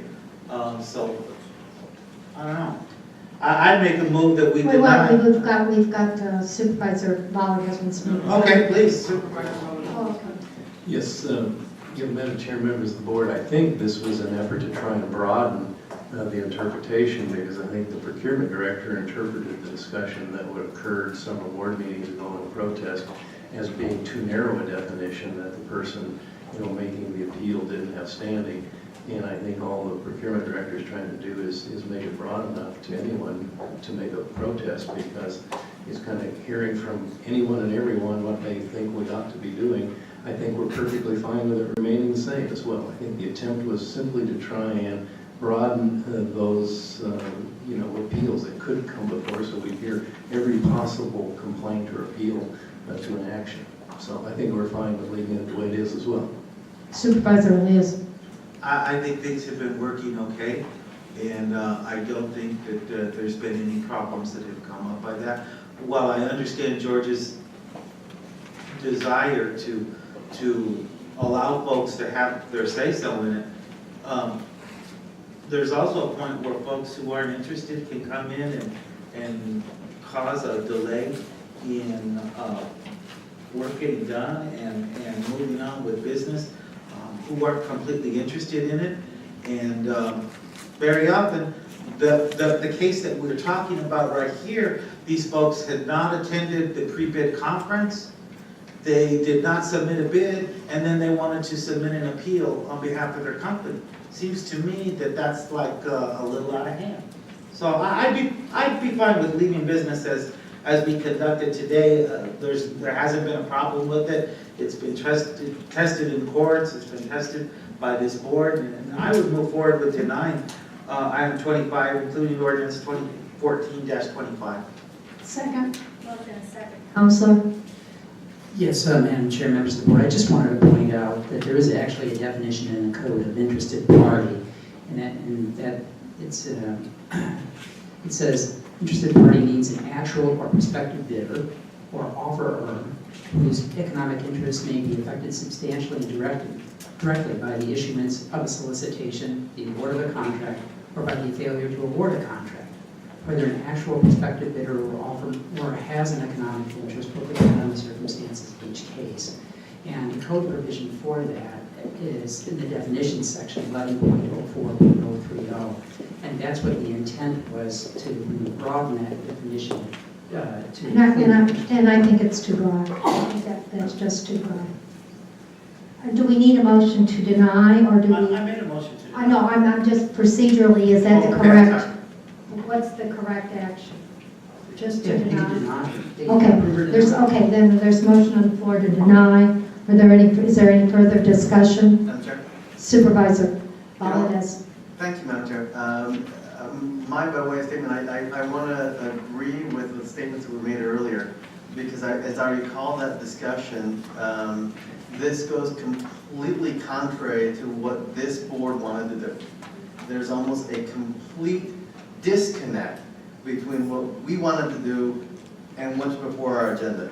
So in the future, I would strongly encourage staff, they listen to the discussion of this board and pay attention, because clearly this was not paid attention to.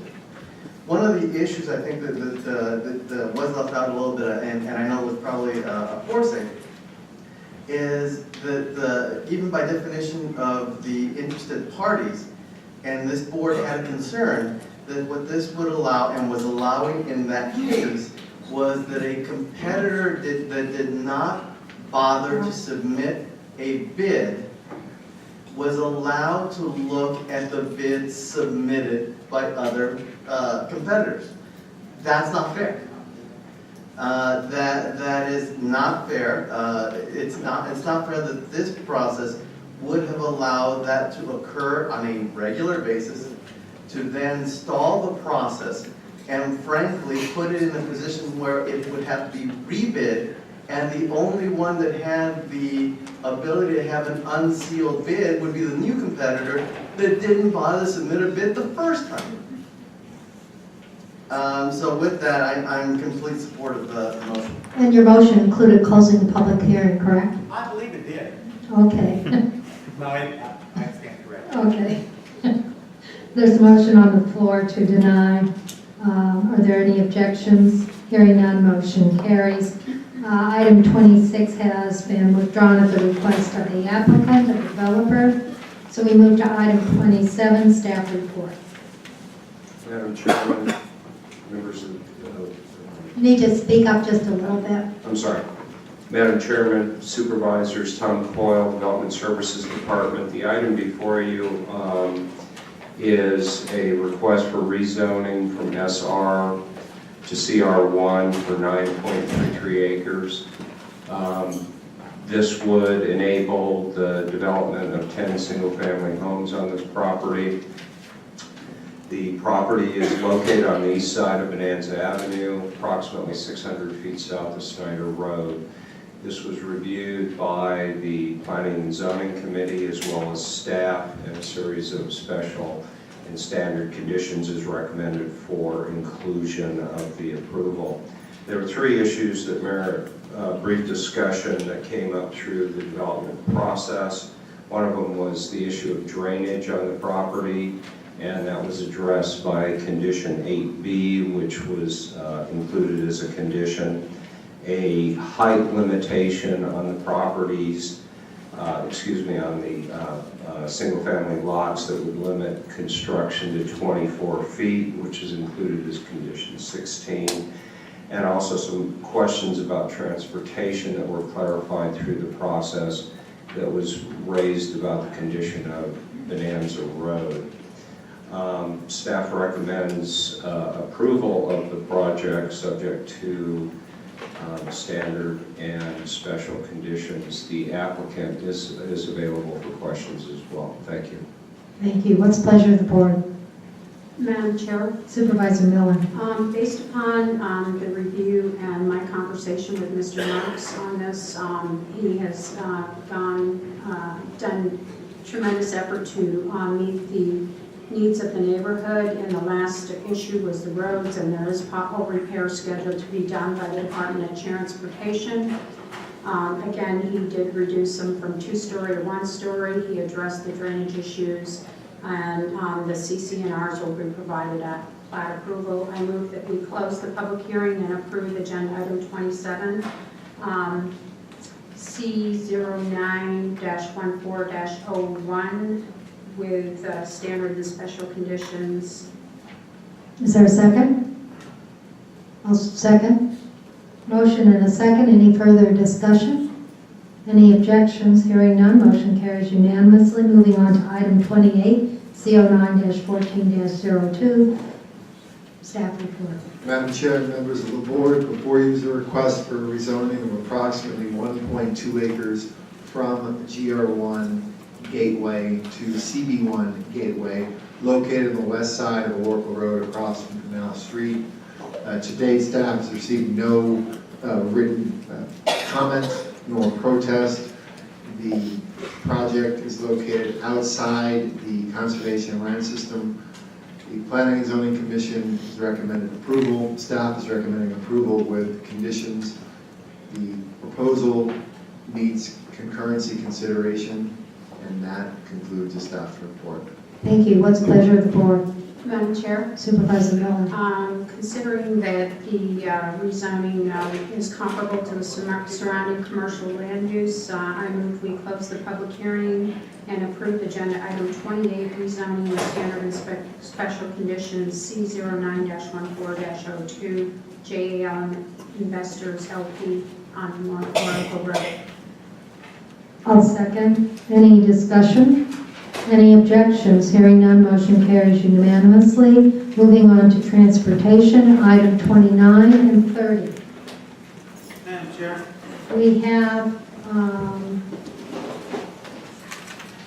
We have two people who wish to speak in support of this item. Do you want to hear from them? This is a public hearing, but they are in support. Ms. Fleming left me a note saying that she had to leave, Okay, she's gone. Tabitha Sims?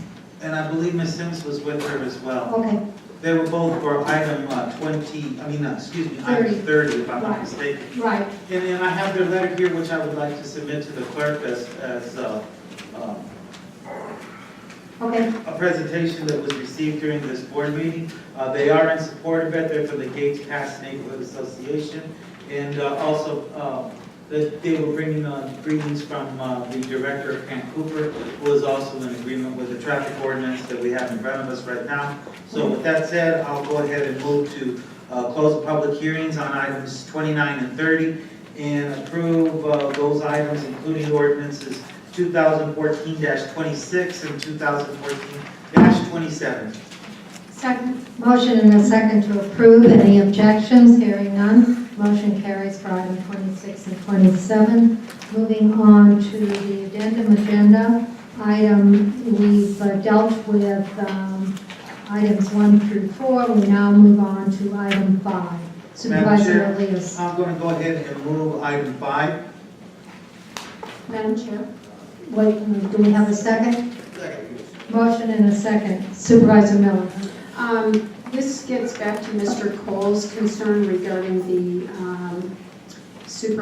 Board of Supervisors contingency fund, that we are overrun on this, and if this is approved, it'll make the overage $15,500.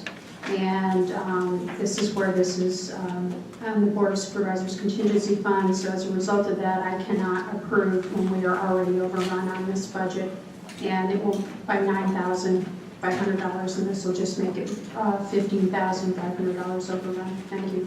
Thank you. I believe we're not overrun because I think one of the items that the contingency was used for came in well below the amount. More than $100,000. So, just for the record. The report that I got shows that it's over. That'll be reconciled June 30th. That's, Madam Chair, maybe we could have Mr. Huckleberry repeat what he told us earlier. Madam Chair, there's no necessity to repeat that. All right. We'll work with him and make sure we have it reconciled. Okay. Thank you.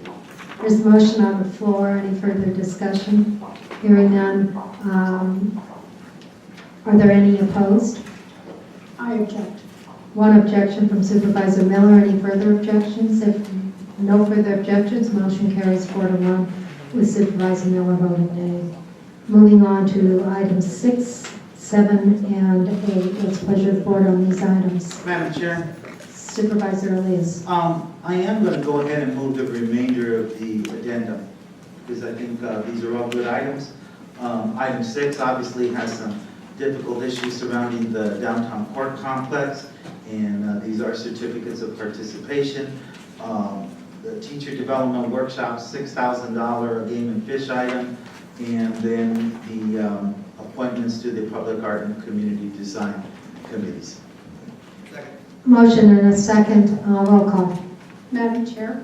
Supervisor Miller, I'm sorry. I just had some questions on item number 6. The first thing is, why are we removing asbestos piping? Why was that installed in the first place? This is a new courthouse. Madam Chair, Supervisor Miller, we're actually discovering it. It was in the hole we're digging for the parking garage. Someone else deposited it there, and so we're just disposing of it properly. And then the other question I had was regarding, this brings us year-to-date $90 million in certificates of participation on this project, and we're actually, part of this is doing tenant improvements for the space that we're going to be leasing. Typically, isn't it standard practice that the tenant does the tenant improvements when they lease the space? My understanding is the space is going to be leased to someone else. Is that correct? Madam Chair and Supervisor Miller, no. And so that's kind of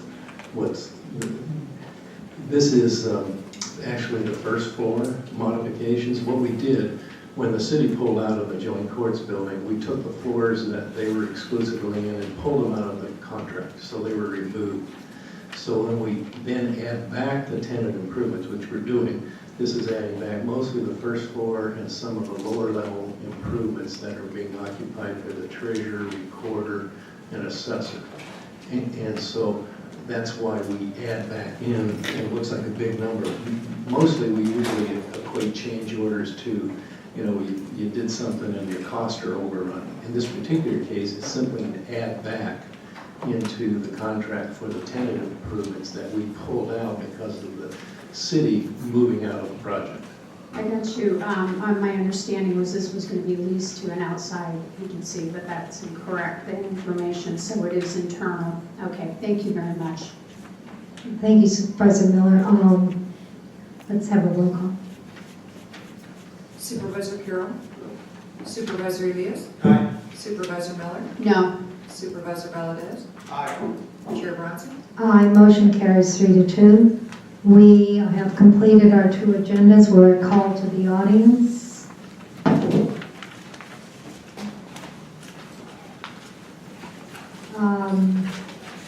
Roman Behar. Madam Chair, before they start, I just want to thank everybody for hanging in there. I know it's been a long, vociferous meeting, but y'all hung in there. We appreciate it. Thank you. And name for the record, and you have 3 minutes. Roman Fair, and I thank you for this opportunity to speak. This year, asking for your support for the pipeline project that's coming up. I've got 20 of my brothers here behind me in orange. We need these jobs. These are good jobs for Pima County. You put a lot of food on the table, so we understand it's going to be postponed until the 17th, correct? So we'll be back with double the amount of people, but we're hoping that you'll consider this project. Thank you. Keith Van Heineken.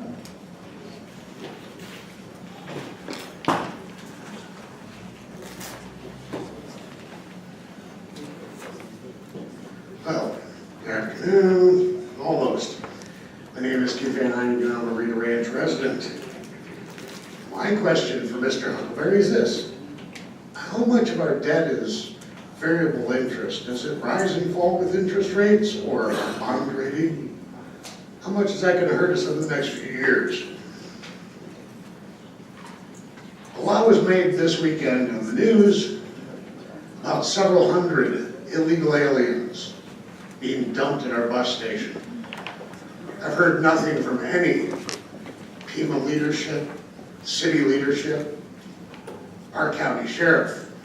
Where is our county sheriff on this law and order issue?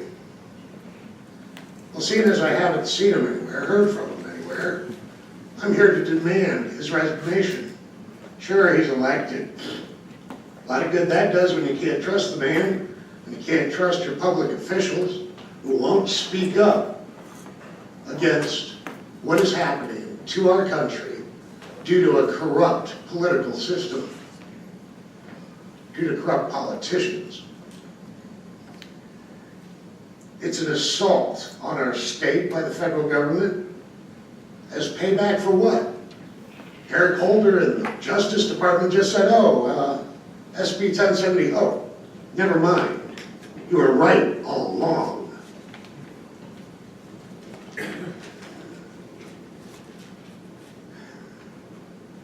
When people say, well, there's no faith in government, there's no trust. Why the hell should there be? You lied about Fast and Furious, the IRS, the NSA. Taxation, oh, taxation. Who is this budget guy again? Keep saying our taxes have to be raised, because I've never met this budget guy.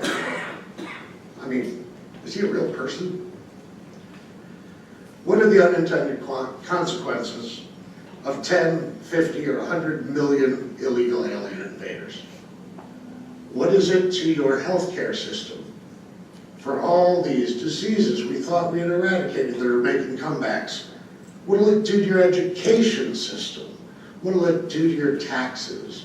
What will it do to your unfunded liabilities? I ask these questions, they're very simple, because usually our media has a hard time finding these questions. They'd rather talk about something much more simple, like a bus riders union. 14 out of 16 of our top Pima and city officials are Democrats. That leaves me with 2 Republicans. No wonder it's a one-way street. Meanwhile, we have our sheriff ignoring the facts, being derelict of his duty. And $800,000 in ammo for the sheriff's department is about enough to shoot every one of us in Pima County 3 or 4 times in the head. Think about that when your police officer says he needs more bullets. Have a good day. Mary Garvey.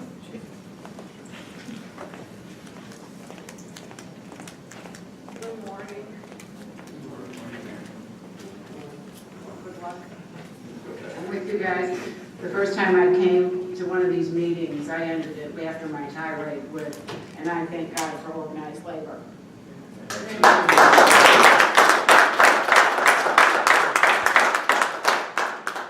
And have I got work for you down in Green Valley?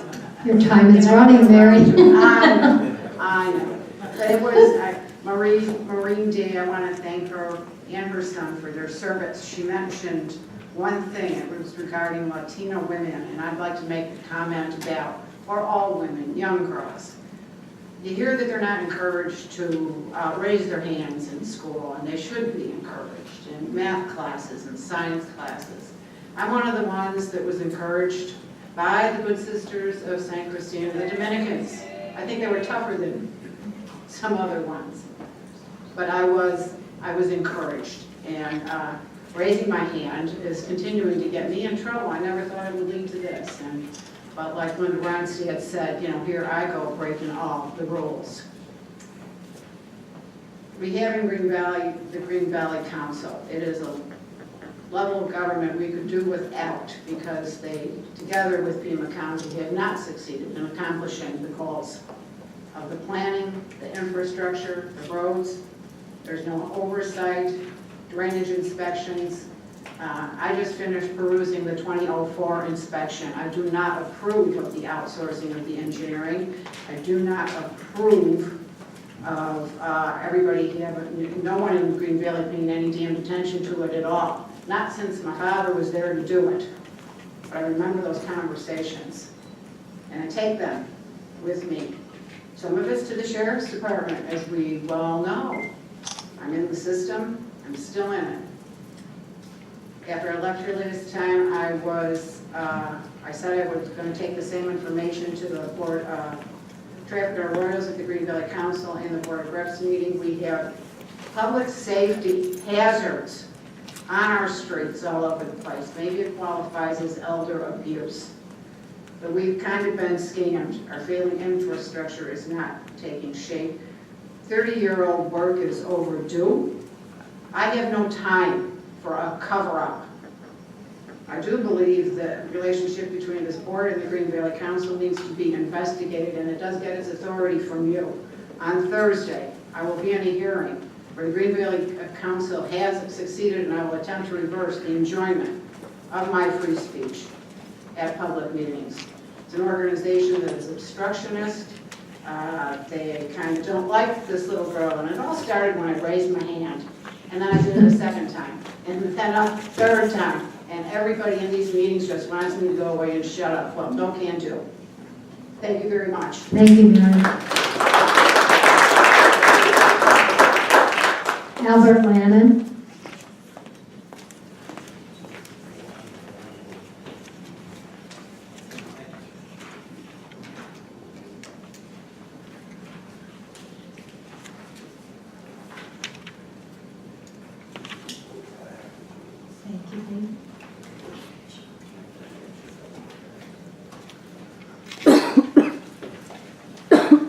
I'm Albert Lannon, I live out in Picture Rocks, and I'm here on behalf of the Apple Valley Coalition. I'm here today to ask you to reconsider your May 6th approval of initiating the process for a so-called Sonoran Corridor Highway.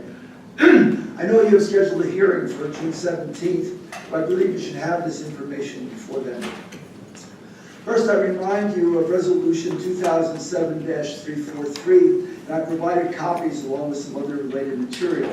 That resolution, which remains county policy, puts the county on record opposing, quote, the construction of any new highways in or around the county that have the stated purpose of bypassing the existing Interstate 10, end quote, for a lot of good reasons. Last year's map of the same route, as you see, was labeled I-11, connecting to a highway proposed by the county administrator to run through the Apple Valley. This year's map calls the eastern leg the Sonoran Corridor and I-10 Auxiliary. But even the inset on this year's map for the magnifying glass shows it called I-11.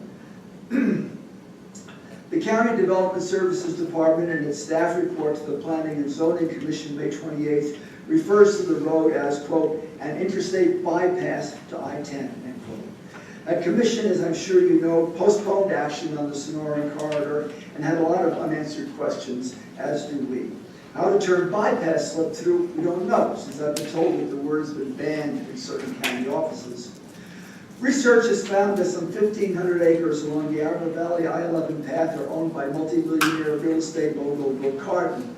The newly christened Sonoran Corridor will run along the west end and thus service Don Diamond's planned 3,000-acre Swan Southlands development. Coincidence or not? Is it just one big love fest? An alternative to the Apple Valley route raised by ADOT 6 years ago showed that double-decking a few miles of I-10 would do everything the Canamex highway planners want at 1/3 the cost, saving taxpayers nearly $2 billion. But it won't enrich real estate speculators or ruin more desert or disrupt communities. There are many good reasons to hold this board and its employees to existing county policy.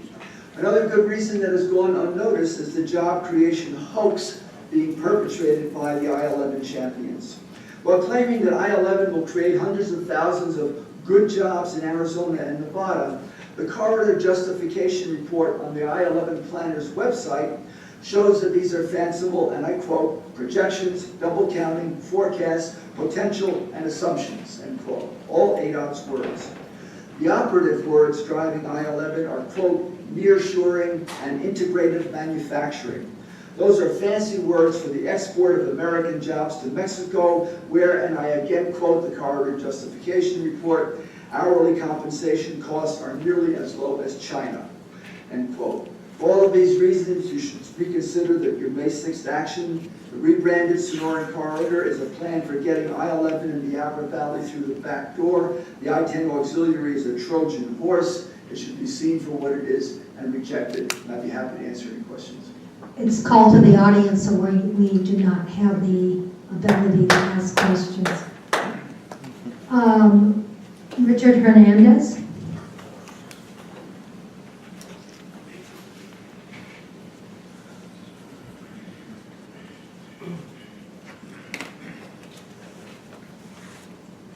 Buenos días, ¿cómo están? Soy Richard Hernandez. I am the chairman of the Sunnyside Recall Committee. I want to thank you for giving me a few seconds to visit with you guys. Let me share with you, you probably know this very contentious election. You probably read about it or saw it on television. 75% of the electorate voted to change the incumbency and run them out of town. They failed to recognize the #1 resource in Pima County. Do you know what that is? It's our kids, it's our children, it's our youth.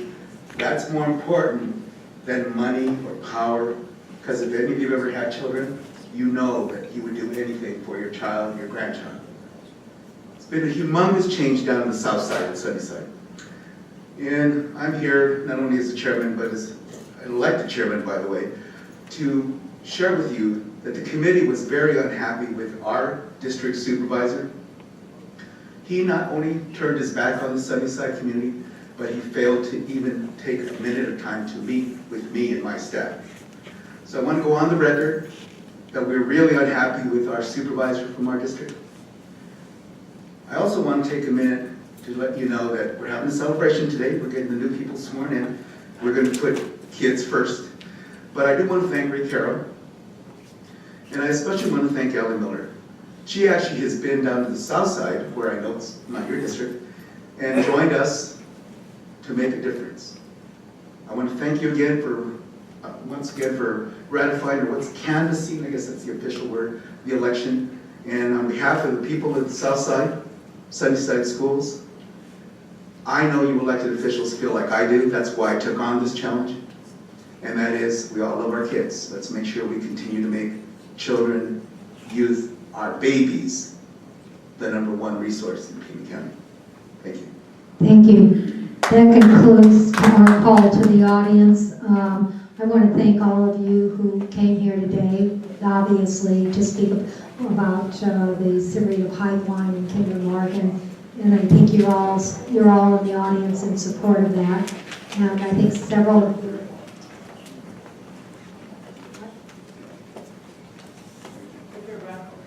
Oh, well, did you put these in because you thought you were a call to the audience? Oh, okay, then Javier Quintero. Okay, Raymond Montoya.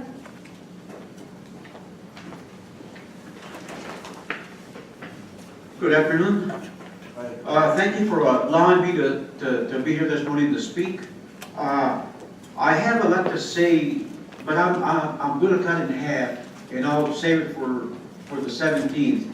And this is regarding the Sierrita Pipeline.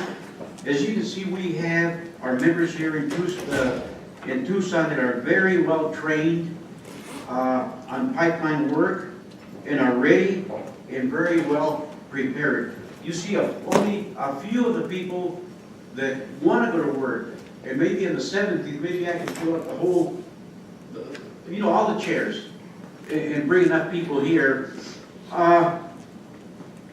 My name is Raymond Montoya. I am the business manager of the Laborers Union Local 383. I have met with Kinder Morgan 2 or 3 times regarding the Sierrita Pipeline project. In fact, I was there. I made a run up to Sierrita yesterday to see what it looks like. This pipeline will create several jobs for Pima County, as well as create local and state tax revenue. The Federal Energy Regulatory Commission, FERC, essentially gave this project its blessing in March. The Commission concluded that, aside from affecting the endangered Pima pineapple cactus, building and operating the pipeline poses no significant harmful environmental impacts. And hopefully that you'll go through and we can put our people to work. As you see, we just got through with the interstate with our union contractors. They did a real good job, real safe. Our guys are safe, they're well trained and prepared to do this work. And hopefully that it goes through. Thank you very much. Thank you. William Gilbert. Mark Witt. Robert Chapman.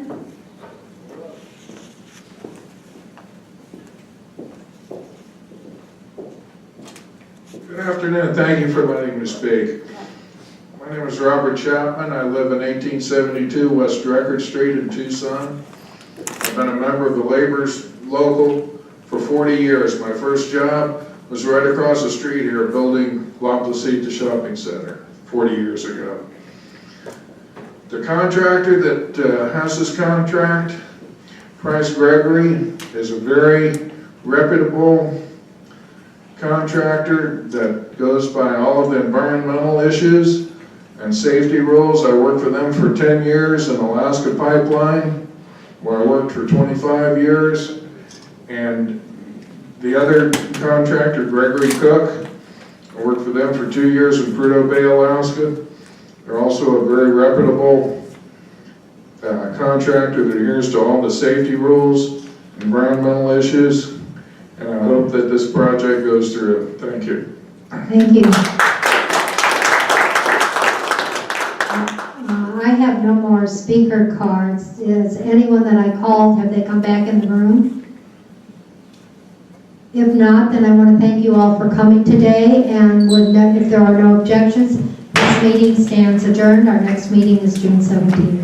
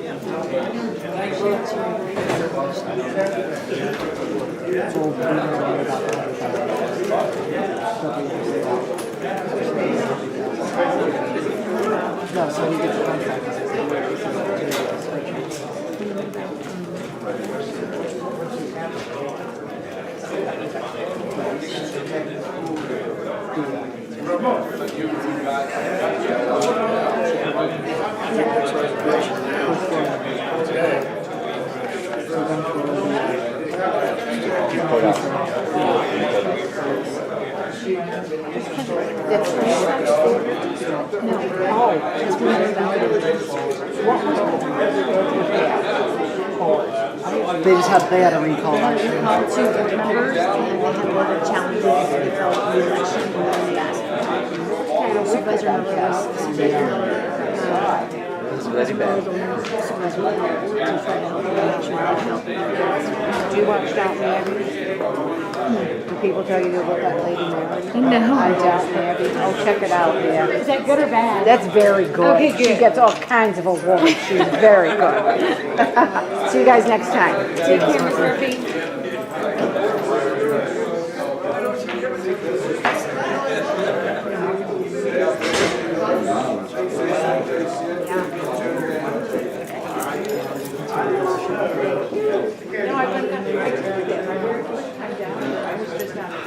Good morning, Supervisor. We need to post that up on the website. I just showed that guy, I go, it is overrun. Yeah, so what happened, what Joe just said was that, which turns out that we'll put out after the memo, that some of those are given out for soccer weren't all used. So Huckleberry was earlier that we approved a contract for 280, but they only give one. Of course, we don't know that. Yeah, I don't know that, I don't believe it till I see it. In the courthouse, There's a ground level. There's ground level and then first level. The ground level will be used for restaurant and all that kind of stuff. Done the first level. It makes no sense. It's like they And did they're it. doing the improvements on the ground level? No, on the first level. Okay, so you guys told me they were doing them on the, I didn't know. That was the information I got, was that they were doing improvements for a little shop. I said it was, that's what I But was that's on the, told. that's on the ground level, not the first level. Well, that's what I was know, told this I know. was for. That's what I just said, I just said. We told you wrong. Yeah, next time we need to make sure it's correct. There was those two things that were wrong. Well, the one on the contingency fund, we know of that.